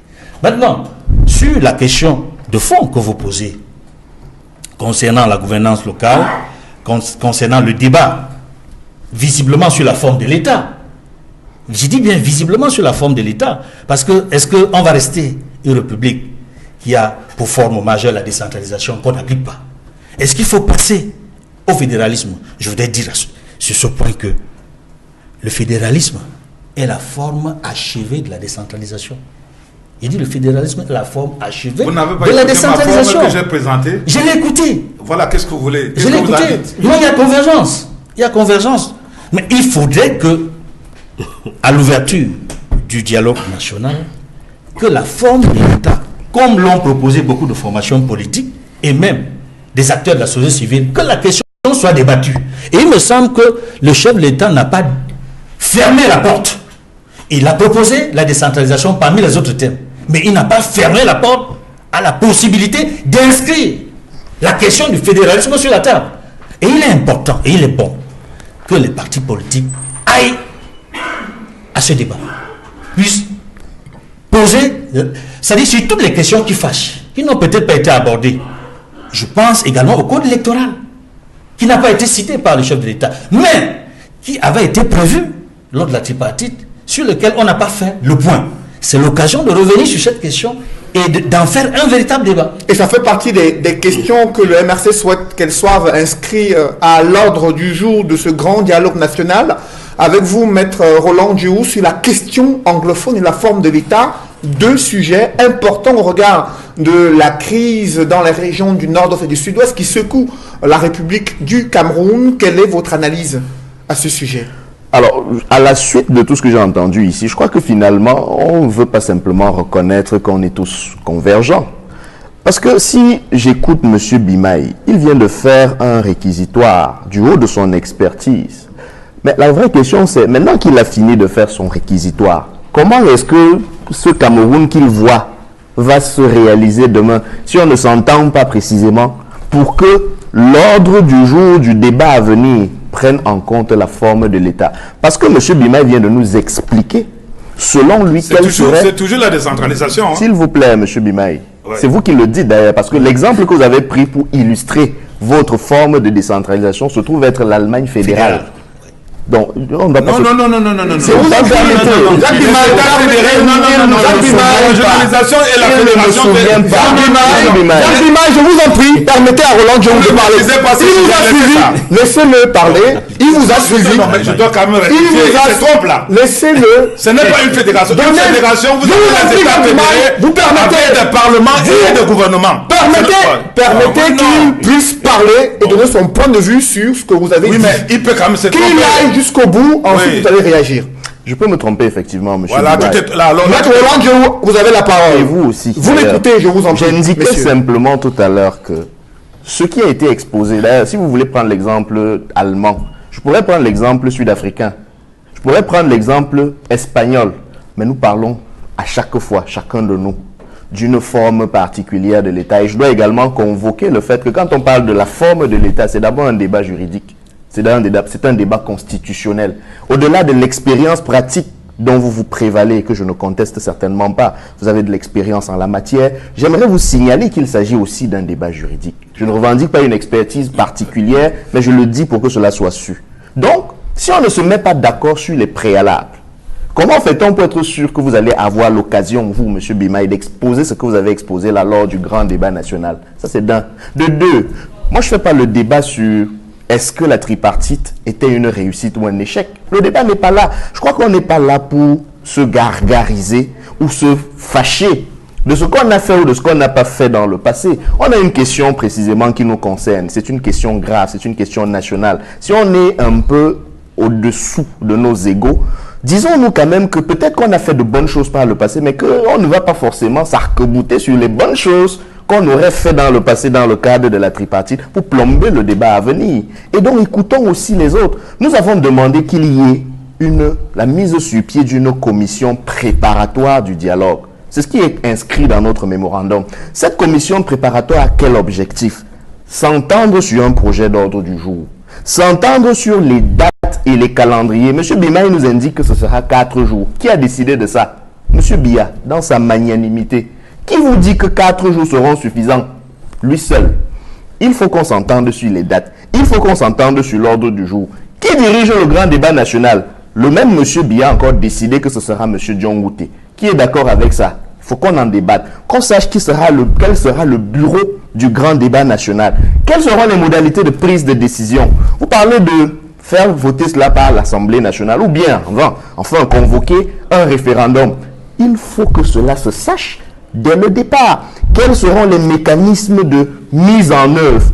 C'est cela la phase préparatoire. Et j'ajoute donc aux 3 phases que M. Sambaka, que le président Sambaka a indiqué tout à l'heure, une 4e phase. C'est bien la phase préparatoire. Si on ne se met pas d'accord sur la phase préparatoire, qu'est-ce qu'on va faire dans une phase qui va venir? On parlera de quoi? Et donc, entre autres questions, et là, je prends au mot M. Biya lui-même, si la question prioritaire, c'est la crise anglophone, comment peut-on régler la crise anglophone en faisant un débat où à l'ordre du jour, il n'est pas question de la forme de l'État? Comment peut-on faire un dialogue alors qu'à l'ordre du jour, on ne discute pas des libertés fondamentales? Parce que je veux faire le rapprochement. Certains sont en prison. Pourquoi? Pour s'être exprimés sur la forme de l'État, précisément. Les anglophones, certains sont taxés de sécessionnistes, alors qu'ils ont posé le problème de la fédération au moment où certains camarades de M. Bimaï disaient qu'on ne discute pas de fédération, de fédéralisme, qu'on ne parle pas de ça, que ces médias qui donnent la parole à ceux qui parleront de fédéralisme seront fermés, etc., etc. Comment peut-on adresser la question anglophone sans discuter des libertés fondamentales, de la liberté d'expression? Parce que pour dialoguer, il faut s'exprimer. Si on ne discute pas de comment on s'exprime au Cameroun, est-ce que pour aller à un dialogue, on aura une épée de Damoclès sur sa tête? Parce que pour avoir dit ou ne pas dit, on peut se retrouver en prison. Comment on fait pour ne pas discuter de ça dans un grand dialogue national? Comment on fait pour ne pas parler des libertés fondamentales? Comment on fait pour ne pas parler de l'indépendance de la justice? Vous parlez de la fortune publique. Comment on fait pour que dans le futur grand dialogue national, on ne discute pas de comment on s'assure que la fortune publique sera effectivement préservée? Comment on fait quand on invite la diaspora pour ne pas parler dans le futur grand dialogue de la question de la diaspora, de la double nationalité, etc. De toutes les façons, le mémorandum que nous avons déposé comporte ces points-là. Nous avons fait une proposition d'ordre du jour. Pour ceux qui pensent que nous sommes des va-t-en-guerre, non, nous avons fait des propositions effectivement. Nous avons dit que pour ce dialogue-là, les points qui devraient, humblement à notre point de vue, figurer parmi les points à l'ordre du jour de ce dialogue-là, c'est la forme de l'État, c'est la réforme du système électoral, c'est la discussion sur les libertés fondamentales, les droits humains, les garanties de l'indépendance de la justice, la protection de la fortune publique, le statut de la diaspora et la double nationalité. Mais aussi, vous ne pouvez pas aller dans un dialogue sans les garanties que les résolutions seront appliquées. C'est pour ça que nous rejoignons, par exemple, ce que Maître Tsapi a dit tout à l'heure. Le président Sambaka. Arrêtez de m'interrompre, s'il vous plaît. Je vous en prie, permettez. C'est pour ça que nous associons quand nous parlons de la présidence de ce dialogue devrait se faire par une personnalité neutre, au besoin par les pays amis ou même les organisations amies ou internationales, comme l'Union africaine. On a vu cela ailleurs. On a vu avec quel succès ça a réussi ailleurs, etc., etc. Donc, pour nous, faisons ce débat de manière sérieuse. Ne faisons pas comme le gouvernement tente de le faire du MRC et alliés sans le MRC et alliés. Après les déclarations d'intention, les déclarations de volonté, on veut voir des actes concrets. Et je terminerai peut-être en évoquant un point que vous avez soulevé tout à l'heure. Vous parliez de confiance. Et M. Bimaï vous disait que le simple fait que quelqu'un soit président de la République suffit pour avoir confiance. Je dis, vous savez, le seul critère de vérité, et là je cite Deng Xiaoping, c'est la pratique. Vous n'avez pas besoin d'écouter les gens. Regardez ce qu'ils font et vous saurez s'ils sont sincères ou pas. Quand vous avez un pays dans lequel les gens disent des choses et font exactement le contraire, vous ne pouvez pas leur faire confiance, même si vous avez envie de leur faire confiance. Et dans ce pays, il y a eu beaucoup d'actes qui montrent qu'il est difficile de faire confiance à ce régime dans lequel vous faites partie, auquel vous faites partie, M. Bimaï. Même si je dois reconnaître que vous êtes un électron plutôt libre, vu votre honnêteté intellectuelle et votre liberté de ton. Mais on ne peut pas être naïf au point de croire à tout ce que ce régime nous dit. Vous avez un dialogue qui est fait sous la magnanimité. On vous parle de cesser le feu. Et vous dites, nous on ne négocie pas de cesser le feu, on demande aux gens de déposer les armes. Vous voyez le rapport qui est présenté. Vous dites aux gens, moi je ne discute pas avec vous. Je vous demande de venir vous agenouiller pour vous demander pardon. Vous ne faites pas le dialogue dans ces conditions-là. Quand on négocie le cessez-le-feu, ça veut dire qu'on prend la peine de se mettre au niveau de l'interlocuteur pour négocier des choses. Mais si on ne veut pas négocier des choses, justement, on est dans la logique de la magnanimité. Si on libère les prisonniers politiques, c'est la magnanimité. Si on demande aux gens de déposer les armes et qu'on leur trouve des formules après pour les réinsérer, c'est toujours la magnanimité. Donc on est dans un débat de magnanimité. C'est aussi pour ça que le dialogue n'en est pas un tel qu'il est annoncé, parce que finalement, on vous écoute et on écoutera qui est-ce qu'on veut. On verra bien ce qu'on prendra. C'est toujours le paradigme de la magnanimité. Et enfin, si on veut régler la question anglophone, le minimum des préalables, c'est que cette question-là fasse l'objet d'un débat préalable. Le modèle de la General Anglophone Conference du cardinal Toumi était une panacée de mon point de vue. On aurait réglé, même d'ailleurs maintenant, les consultations de M. Diongouté auraient pu réserver une partie préalable à consulter les acteurs de la crise anglophone avant de consulter par la suite les acteurs de manière générale, globale, pour que la dimension nationale du débat ait un sens. Et dans ces consultations-là, on voit qu'on veut noyer.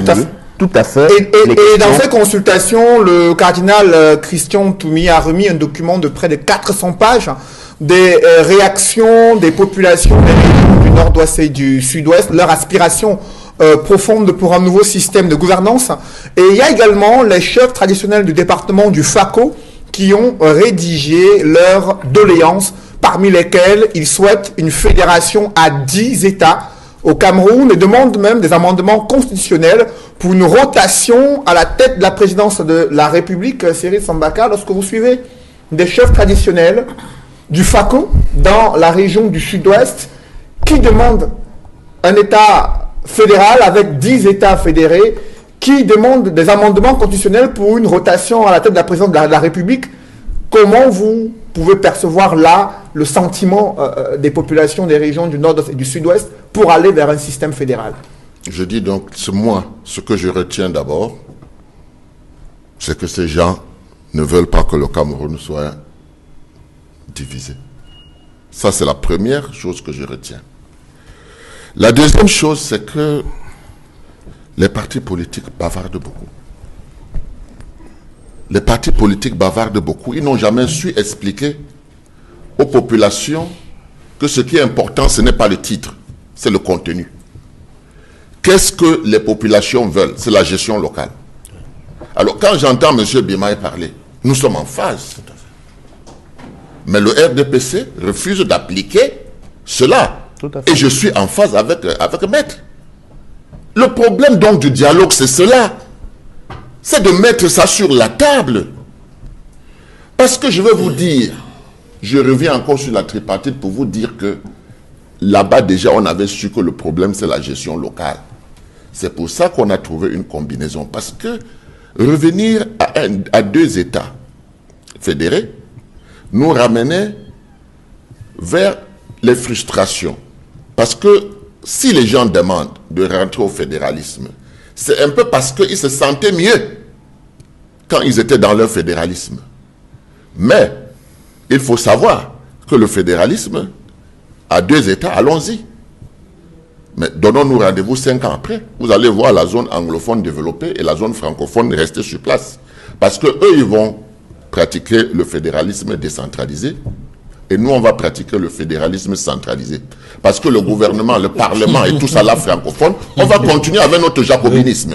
Alors, s'ils ont été magnanimes de dire que partageons notre expérience, on ne doit pas prendre ça à la légère.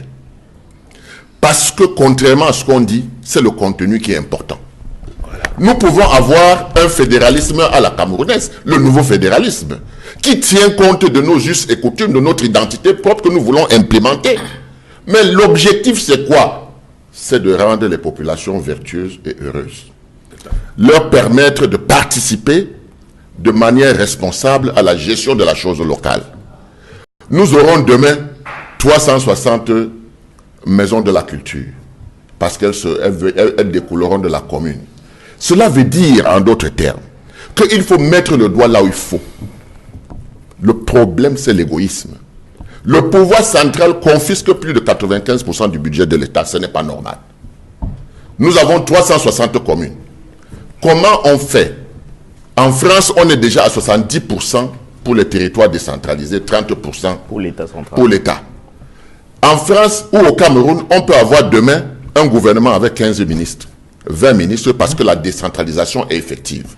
Mais aujourd'hui, on continue à avoir 60-70 ministres et ça ne résout pas le problème. Alors, Avec où est-ce ministre de la qu'on peut décentralisation. discuter de ce genre de choses et arrêter des résolutions? Moi, quand je parle de la tripartite, c'est pas pour rien. C'est parce que ce dialogue nous demande de réfléchir, pas sur les discussions, les mécanismes, on les connaît, mais comment les implémenter. C'est là où se trouve le problème. Mais si vous ne révisitez pas la tripartite et ses acquis, vous allez recommencer tout à zéro. Si vous revisitez la tripartite, vous saurez que dans le bureau général de cette réunion, on est obligé de mettre quelqu'un de l'opposition, quelqu'un de la société civile. Dans les différentes commissions, les trois entités doivent être représentées. Donc préparons-nous à cela. C'est ce qui est le plus important pour moi. Et je pense que si nous revisitons la tripartite, nous saurons où est-ce qu'il faut mettre l'accent, ce qu'il ne faut pas mettre de côté parce qu'il faut implémenter et le peuple nous attend.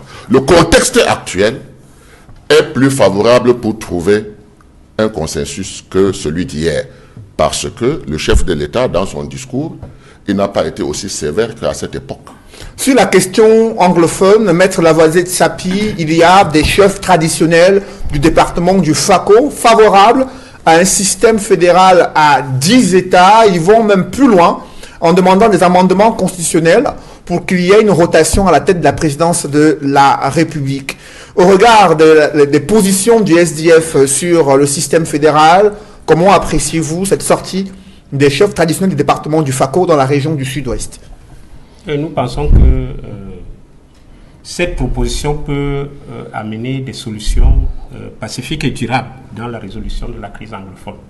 Il vous souvient que le schéma politique qui est appliqué au Nigeria actuellement, quand le président de la République est du Sud, le vice-président est obligatoirement du Nord, il est musulman. Quand le président de la République est musulman, le vice-président est obligatoirement du Sud. Alors, cette technique a permis au Nigeria d'asseoir une vraie démocratie durable où les élections sont transparentes et où son développement s'accélère. Je pense que le problème anglophone peut aussi être résolu de cette manière-là, à savoir que jusqu'en 1972, nous avions 2 États au Cameroun. L'État de la Southern Cameroun et l'État de la République du Cameroun. Chaque État avait ses institutions propres, son gouvernement, son assemblée, etc., ses institutions, et fonctionnait harmonieusement, jusqu'à ce que le référendum du 20 mai 1972 vienne effacer la République fédérale, dissoudre toutes les institutions de la République de la Southern Cameroun et les noyer dans la République du Cameroun. Et on a vu ce que cela a fait, à savoir la marginalisation et la brimade des populations anglophones qui a abouti à la prise des armes, ce que nous regrettons aujourd'hui. Alors je pense que si on revient à ce schéma fédéral de 1972, à savoir que nous reconnaissons qu'il y a un État, l'État de la Southern Cameroun, qui est venu rejoindre l'État de la République du Cameroun. On peut bien concevoir un schéma où un président francophone fait 8 ans, un mandat de 4 ans multiplié par 2, et un anglophone revient président de la République, il fait ses 8 ans, il part, un francophone revient. C'est ce que les chefs traditionnels anglophones de FACO proposent, et ce serait, je pense que ce serait une solution pour les anglophones. Et par la suite, la fédération, le SIF, depuis 1992, a toujours proposé à ce que nous puissions instituer un État fédéral au Cameroun. Nous avons d'ailleurs fait la proposition, cela ressort de la Constitution que le SIF a proposée. Nous avons proposé une fédération à 4 États, plus la capitale fédérale qui est Yaoundé. Et nous avons même proposé que, vu l'étouffement de Yaoundé, que la capitale fédérale soit déportée vers Bafia, où il n'y a plus de terrain, où on peut construire une nouvelle capitale pour que la circulation soit plus fluide et tout ça. Donc, je pense que les chefs traditionnels anglophones sont en train d'apporter leur expertise pour que nous puissions accélérer le développement du Cameroun. Il vous souvient que quand vous regardez en Afrique, les pays qui ont été colonisés par l'Angleterre sont de loin plus développés que les pays qui ont été colonisés par la France. Et cela participe de cette forme de gestion que le président Bimaï vient de développer, c'est-à-dire la local government. L'indirect rule. Le indirect rule institué par les Anglais. Le community development. C'est quelque chose de très cher aux anglophones qui barre la voie à la corruption, au détournement de fonds. Et ça permet à ce que les peuples se prennent eux-mêmes en charge et le développement est plus accéléré. Donc je pense que ces propositions-là, nous ne savons pas si elles vont être bien accueillies parce que le Premier ministre est anglophone, il est du Sud-Ouest. Et je vous rappelle que quand vous partez de Kumba, pour le village du Premier ministre, vous voyez les véhicules, les petits véhicules K4 qu'on a surmontés avec des amortisseurs, qu'on a surmontés, ça devient comme si c'était les pick-up. Oh oui. Et on met les chaînes sur les roues parce que la route est impraticable en saison de pluie. Chez le Premier ministre actuel, arrivé chez lui, c'est un calvaire. Donc, lui-même est victime de cette malgouvernance. Est-ce que lui qui préside les débats... Et il est chef traditionnel chez lui. En plus, du dialogue national. Est-ce qu'il va apporter la solution à ce développement dont il est victime, le mauvais développement? Et je pense que si les chefs de sa région ont apporté une contribution, le Premier ministre aujourd'hui est face à une responsabilité historique. Et je voudrais revenir à la All Anglophone Conference 1 qui a eu lieu à Buea, où le docteur Ndele et Salomon Tademouna, qui était président de l'Assemblée nationale, ont demandé des excuses pour n'avoir rien apporté aux anglophones. À la soirée du 4 octobre 2019, quand ce grand débat national sera clos, qu'est-ce que le Premier ministre John Goute va dire aux anglophones, lui qui est anglophone? Qu'est-ce que Madame Malova Lyonga, professeur Nalova Lyonga, qui est ministre des enseignements secondaires, qu'est-ce qu'elle va dire aux anglophones? Qu'est-ce que Paul Atangandji va dire aux anglophones? Qu'il a été nommé pour partager les matelas et le riz à sa population? Qu'est-ce que Paul Elonché, secrétaire général adjoint de la présidence, va dire aux anglophones? Qu'est-ce que Fon Angofor de Mancon, vice-président national du RDPC, qu'est-ce qu'il va dire aux anglophones au soir du 4 octobre? Qu'est-ce que vous apportez aux anglophones? Allez-vous vous présenter comme des leaders anglophones qui avaient apporté les anglophones chez les francophones et vous les avez trahis à nouveau? Donc je pense que le débat national que le président Paul Biya a convoqué met certaines élites anglophones face à une responsabilité historique. C'est une question que les anglophones appellent « to do or to die ». Est-ce que vous allez trouver des solutions? Le chef de l'État a dit que ce dialogue vise à apporter des solutions durables aux aspirations profondes du peuple anglophone. Les aspirations profondes du peuple anglophone, ces chefs le résument très bien. Ils se sentent à l'aise dans la fédération. Ils se sentent à l'aise de voir qu'un anglophone puisse un jour diriger le Cameroun. Quand Frunzi a gagné les élections présidentielles en 1992, on a dit c'est un anglophone. Et on a mis dans la tête des gens que les Français ne peuvent pas accepter qu'un anglophone dirige le Cameroun. Tout comme on est en train de mettre dans la tête des gens que les Français ne peuvent pas accepter qu'un Bamléké dirige le Cameroun. C'est l'affaire Kamto. Parce qu'il est Bamléké. Il faut avoir le courage de le dire. Si Kamto n'était pas Bamléké, le problème ne se serait pas posé de cette manière. On ne va pas tribaliser le débat à mettre sa pied. Je pense préciser que la France a toujours nié son implication dans les élections au Cameroun et officiellement la Cour suprême avait déclaré le chef de l'État Paul Biya vainqueur en 92 lors de cette élection. Je voudrais chuter en disant que le SDF est prêt à apporter sa contribution à ce dialogue national. Même si nos préalables ne sont pas respectés, même s'il n'y a pas le cessez-le-feu. Mais je m'interroge, comment allons-nous faire pour qu'au soir du 4 octobre, les armes se taisent dans le sud-ouest et le nord-ouest? Le souci du SDF permanent a toujours été que les armes se taisent là-bas. Et vous verrez que le président national du SDF, le chairman, est l'une des rares personnes qui n'a pas fui Bamenda.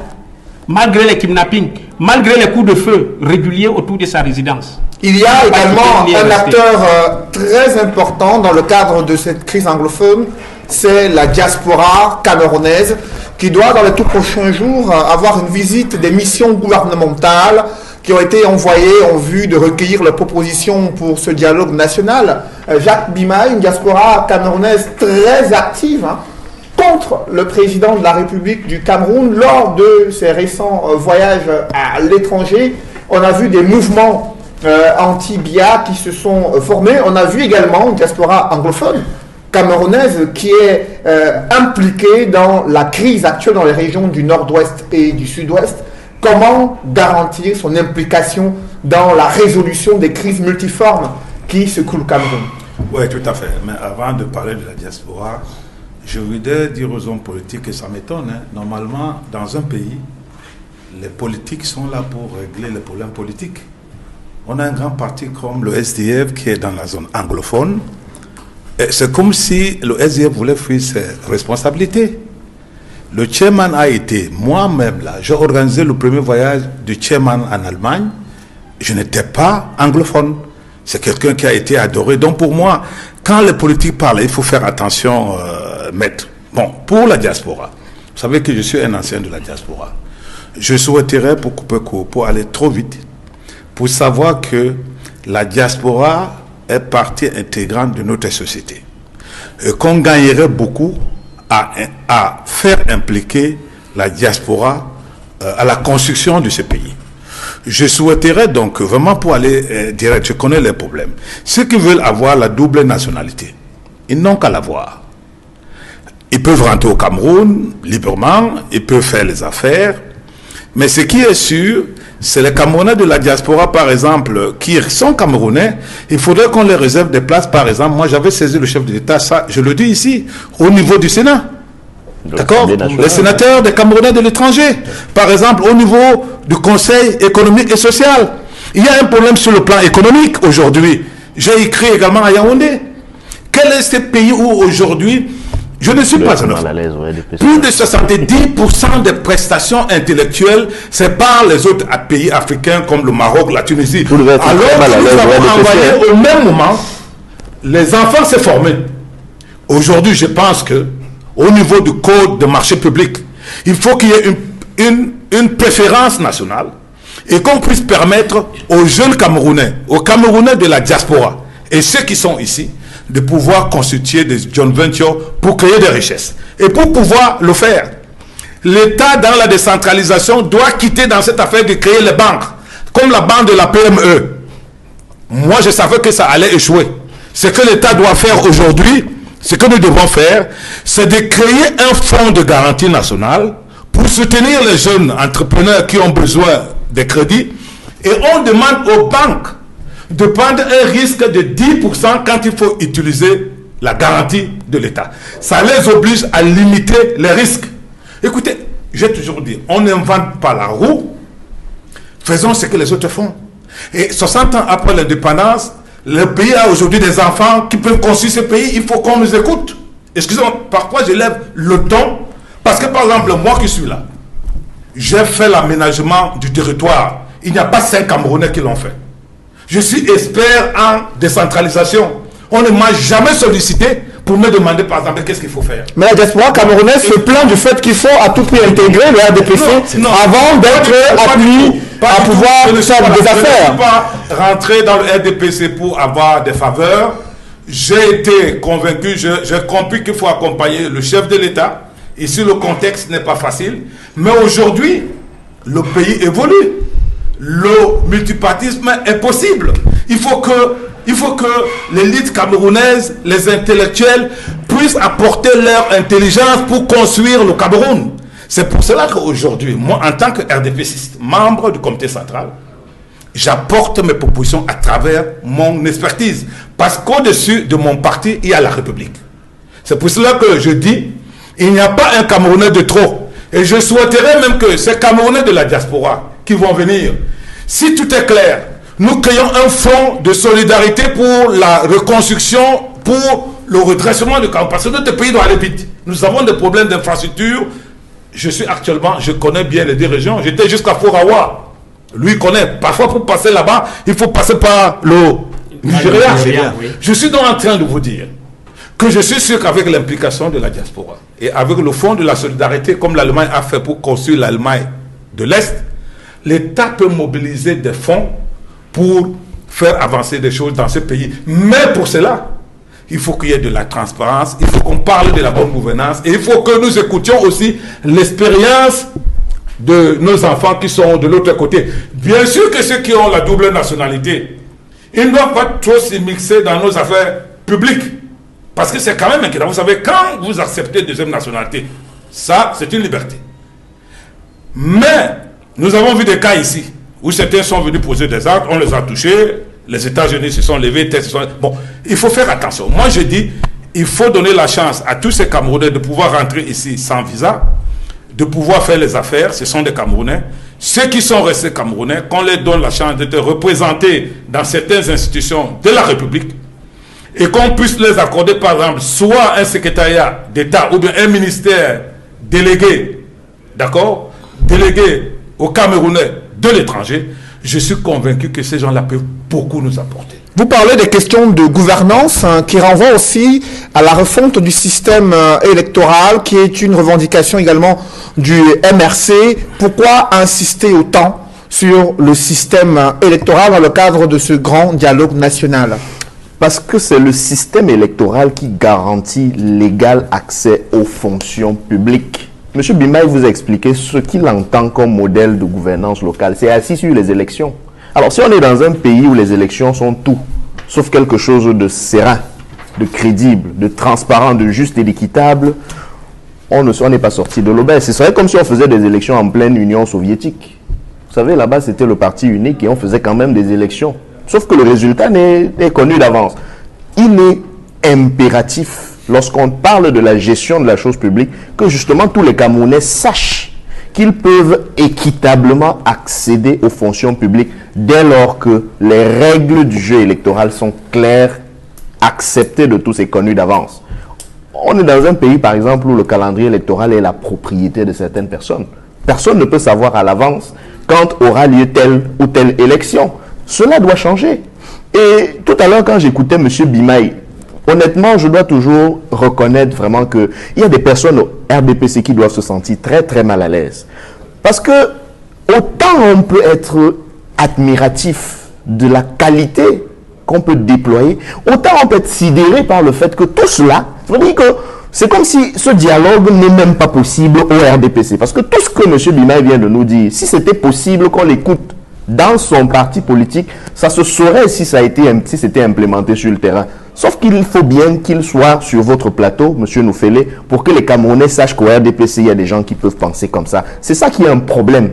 Ça pose le problème de la confiance qu'on a évoqué tout à l'heure. Le système électoral est lui aussi tributaire de la dite confiance. La confiance entraîne la justice. Et vous allez me permettre, M. Noufélé, s'il vous plaît, de faire un petit coup de gueule. C'est juste un tout petit coup de gueule. Parce que j'évoque la question de la justice. Voyez-vous, la semaine qui s'achève a laissé observer au Cameroun un mouvement des avocats portant sur la suspension du port de la robe. Quand la résolution du Conseil de l'ordre a été prise, on a vu le gouvernement s'activer, faire des réunions, prendre même des communiqués, ce qui pouvait laisser penser qu'on allait avancer vers une prise en compte des propositions ou des griefs qui ont été formulés dans cette résolution du Conseil de l'ordre. Mais il a suffi que ce mot d'ordre soit maintenu pour qu'à l'épreuve des faits, qu'on voit exactement ce que pensent les magistrats, des avocats au Cameroun. Parce qu'on a vu une soudaine célérité, M. Tsapi. On a vu une soudaine rapidité à vouloir juger des affaires en une semaine. C'est-à-dire qu'on est en face de magistrats qui, ils auraient pu être tout à fait indifférents du mot d'ordre de suspension de la robe. On ne leur aurait fait aucun reproche. Ils ne sont pas obligés d'être solidaires du mot d'ordre de suspension de robe des avocats. Ça, c'est l'indifférence. Mais ils n'ont pas été indifférents. Ils ont voulu punir. Punir. Mais la question que je pose, c'est que qui est-ce qu'on a puni finalement? Est-ce qu'on a puni les avocats? Ou est-ce qu'on a puni les citoyens à qui on est supposé rendre justice? C'est-à-dire qu'on a puni les Camerounais pour faire du mal aux avocats. Dans un contexte comme celui-là, pensez-vous vraiment qu'on peut faire confiance à toutes les personnes qui ont déclaré une semaine plus tôt, qui vont prendre en compte les résolutions ou les griefs portés par les avocats? C'est donc ce contexte-là qu'il faut travailler. Et donc, à la question de la forme de l'État, il faut même adresser celle de la nature de l'État, M. Bimaï. Le président Samba Kala dit tout à l'heure, si on va même vers le fédéralisme, même à 2 États, parce que la nature de l'État hérité de la France est un État répressif, les magistrats nous l'ont montré, vous aurez 10 ans, 20 ans, 30 ans plus tard, un fédéralisme répressif et centralisateur.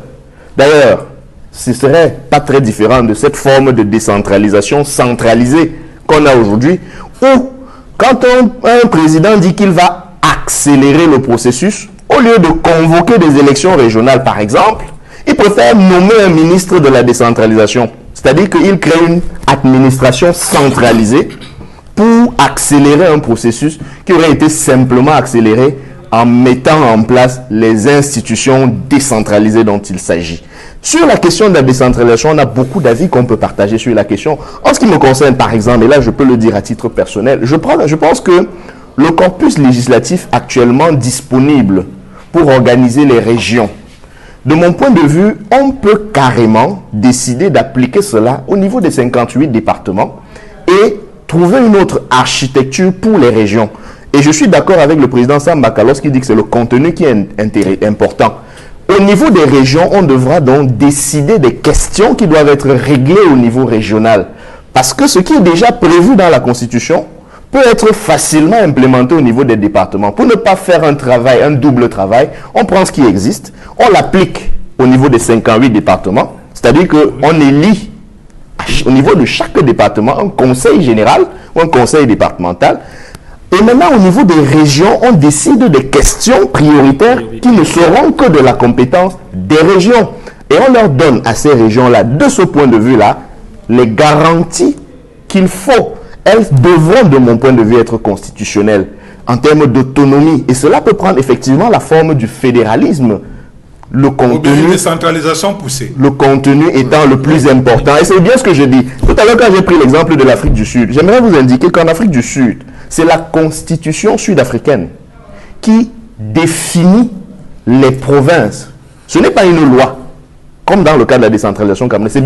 C'est bien la constitution. C'est la constitution sud-africaine qui fixe les compétences des provinces, qui fixe même les institutions des provinces en donnant à chacune des 9 provinces d'Afrique du Sud un premier ministre et un parlement.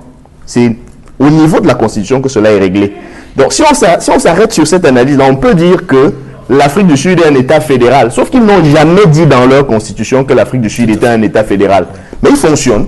Au regard de ces propositions que vous venez de formuler, comment les garantir durant ce grand dialogue national? Sambaka, la question des médiateurs qui préoccupe également l'opposition et la société civile pour se rassurer que les erreurs du passé, que la ruse politique qui avait été utilisée pour fouer les Camerounais ne soit plus de mise durant ce grand dialogue national. Quel médiateur pour ce grand dialogue national? Cyril Sambaka. À quelques jours de dialogue, là, les médiateurs ont déjà travaillé, je suppose. Je suppose que les médiateurs ont déjà travaillé, parce que ce n'est pas une semaine de l'événement. Il peut avoir des facilitateurs, mais pas des médiateurs. Les médiateurs, c'est dépassé, là. Oui. Donc, je pense que la garantie, parlons de garantie, parce que vous avez évoqué la garantie. La garantie, c'est le peuple camerounais. Il faut qu'ils arrêtent de penser que la politique, c'est pour les autres. Ils s'en vont voter un maire, ils tournent le dos, ils rentrent chez eux, ils attendent les prochaines élections.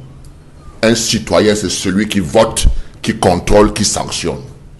Il faut donc l'implication du citoyen. Il faut déjà que les Camerounais sortent de leur situation où, quand ils ont fait leur devoir, ils tournent le dos, ils s'en vont, ils souffrent, 5 ans après, on les rappelle. Non. Pour qu'il y ait une garantie, il faut que le peuple soit impliqué. C'est d'ailleurs pour ça que tout le monde demande, et même à la tripartite, on l'avait demandé, que tout ce qui va se passer là-bas, que ce soit diffusé. Radio, télévision. Tout à fait. Parce que c'est tout le Cameroun qui doit, le cœur de tout le Cameroun qui doit battre à l'unisson pour aller vers la réconciliation. Et nous sommes d'accord avec ça, M. Sambaka. Il faut absolument que cela se fasse comme ça. Tout à fait. Parce que le peuple doit participer. C'est ça la participation du peuple. La participation du peuple, ce n'est pas seulement d'aller envoyer au préfet ou au sous-préfet, je ne sais pas, des lettres qu'on ne lira jamais. Il faut que le peuple participe là. C'est-à-dire en suivant de A à Z ce qui va se passer, ce que va devenir le Cameroun. Ça, c'est important pour qu'on soit en symbiose et que ceux qui gouvernent ne tentent pas de dévoyer. Parce que si le peuple n'est pas au courant, il sera facile de dévoyer. Vous savez que les Camerounais, surtout ceux de l'administration, sont des spécialistes pour transformer les lois, pour les manipuler. Et ça, on ne peut pas ne pas les avoir. Il y a des caciques, il y a des progressistes dans le gouvernement. Dans le RDPC, il y a de bonnes personnes. Ça se voit. Mais il y a aussi de mauvaises personnes. Il y a des gens qui sont capables de désobéir au Premier ministre. Tout à fait. C'est dans le RDPC. Donc quand on le sait, on se prépare en conséquence. L'essentiel, c'est que le peuple soit pris à témoin, parce que c'est au nom du peuple qu'on va négocier pour avoir la paix. Alors, au nom justement, du peuple. Maître Lavoisier Sapi, en quelques mots, comment garantir que les débats seront menés et que les différentes propositions de l'opposition seront intégrées et les résolutions appliquées au terme de ce grand dialogue national? Et je pense que je vais rejoindre le président Sambaka pour dire que la médiatisation du débat sera un atout pour informer le peuple, pour prendre le peuple camerounais à témoin de ce qui se sera dit, de ce qui se sera décidé, de telle sorte que si par la suite cela n'est pas appliqué, que cela soit su.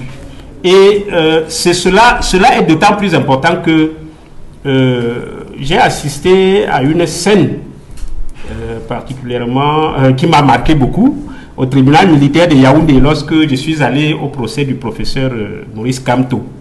Je me suis rendu compte que au niveau du carrefour intendance à Yaoundé, la police avait reçu des instructions pour bloquer certains médias, notamment Equinox n'a pas eu accès à la salle, Canal 2 avait été bloqué.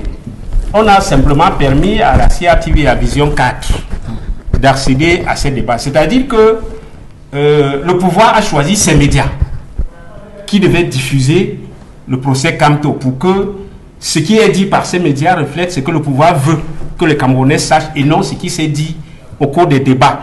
Ce point, cet aspect m'a marqué. Et quand on convoque un débat comme celui-ci, s'il n'est pas suffisamment médiatisé, ça pose problème. Nous avons vu que à l'époque des conférences nationales, les pays africains qui ont tenu les conférences nationales, les débats étaient diffusés en direct des médias publics. Et cela est très important. La deuxième chose que je voudrais dire, au-delà de la médiatisation, il faudrait que les délégués à ce débat, qu'ils sachent qu'ils ont également une responsabilité historique. Que les délégués s'assurent que les résolutions qui vont être prises auront pratiquement force de loi. C'est-à-dire que s'il y a des résolutions qui ont un impact sur la Constitution, que les modifications constitutionnelles soient proposées et adoptées. S'il y a des résolutions qui appellent à faire une nouvelle loi, il faut que cette nouvelle loi soit écrite, parce que je suis un peu gêné. Déjà, par le timing, on a fait un discours le 10 pour dire que la conférence commence le 30. Et on fixe 4 jours. Est-ce que 4 jours seront suffisants pour que la tripartite a fait 2 semaines. Prendre toutes ces résolutions-là et qu'on puisse les mettre dans les formes requises pour que le peuple camerounais soit pris à témoin? Vous savez, le gouvernement est toujours assez méfiant de ce qu'il peut gêner son pouvoir. C'est compris, vous estimez que le temps imparti pour ce dialogue est assez bref. Alors, Jacques Bimaï, comment garantir les travaux de ce grand dialogue national et pouvoir construire ce climat de confiance pour discuter en sérénité, de parler de tous les sujets qui fâchent, adopter des résolutions contraignantes et d'application immédiate? Oui, je souhaite que tous les délégués, même ceux du RDPC, comprennent que nous devons mettre des institutions fortes en place pour l'avenir de nos enfants, pour l'avenir de ce pays. Donc, je souhaite que nous soyons humbles, que nous soyons tolérants et surtout qu'il y ait le pardon.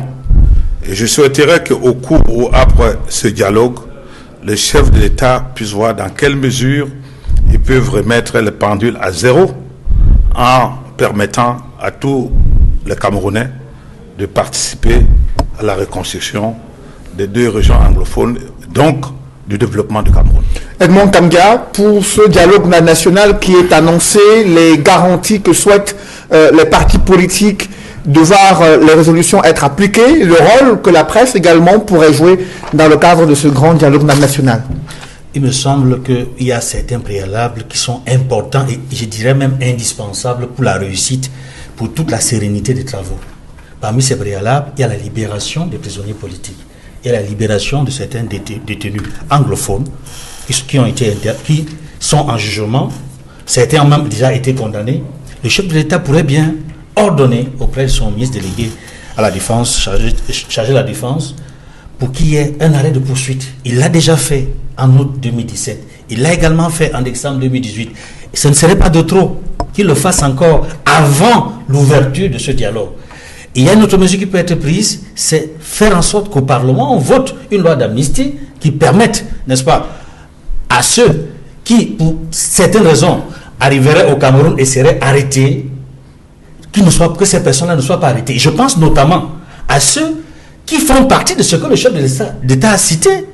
Il a cité des représentants des groupes armés. Comment viendraient-ils en toute sérénité dans un dialogue alors qu'ils peuvent être arrêtés? Alors c'est compris. Avec vous maintenant, Maître Roland Ndiou, en un mot sur les garanties pour que ce dialogue se tienne et la participation du mouvement pour la renaissance du Cameroun. Au bénéfice de tout ce qui a déjà été précédemment dit, qui rejoint les propositions du MRC contenues dans son mémorandum, j'aimerais ajouter le fait que la communauté internationale s'est déjà s'est déjà impliquée dans le problème qui se passe au Cameroun, notamment l'Union africaine. Il serait de bon ton, précisément comme garantie de l'application de ce qui sera comme les résolutions, que celle-ci s'implique, peut-être même qu'elle soit facilitatrice de ce dialogue-là, pour qu'au minimum, à la fin, qu'on ait un témoin qui ne peut pas être qualifié de partisan. Et donc, nous pensons que la communauté internationale, à travers notamment l'Union africaine ou l'Organisation des Nations Unies, doit pouvoir faciliter ce débat-là et garantit l'application des résolutions. Comme nous sommes à la fin de l'émission, permettez-moi s'il vous plaît de profiter de l'occasion pour adresser à monsieur le porte-parole du président élu Maurice Kamto, monsieur Bibou Nissak, toutes mes condoléances parce qu'il a été durement frappé au courant de cette semaine. Il a perdu sa maman. Nous voulons lui adresser nos sincères condoléances. Mesdames, messieurs, c'est la fin de cette émission. Merci de l'avoir suivi. Merci à Cyril Sambaka d'être venu sur ce plateau. Merci également à vous, Jacques Bimaille, d'avoir participé à ce débat. Merci à Maître Lavoisier Sapi, Maître Roland Diouf et Edmond Kandia d'avoir participé à ces échanges. Merci également à vous de nous avoir suivis. Merci de rester sur Equinox Télévision.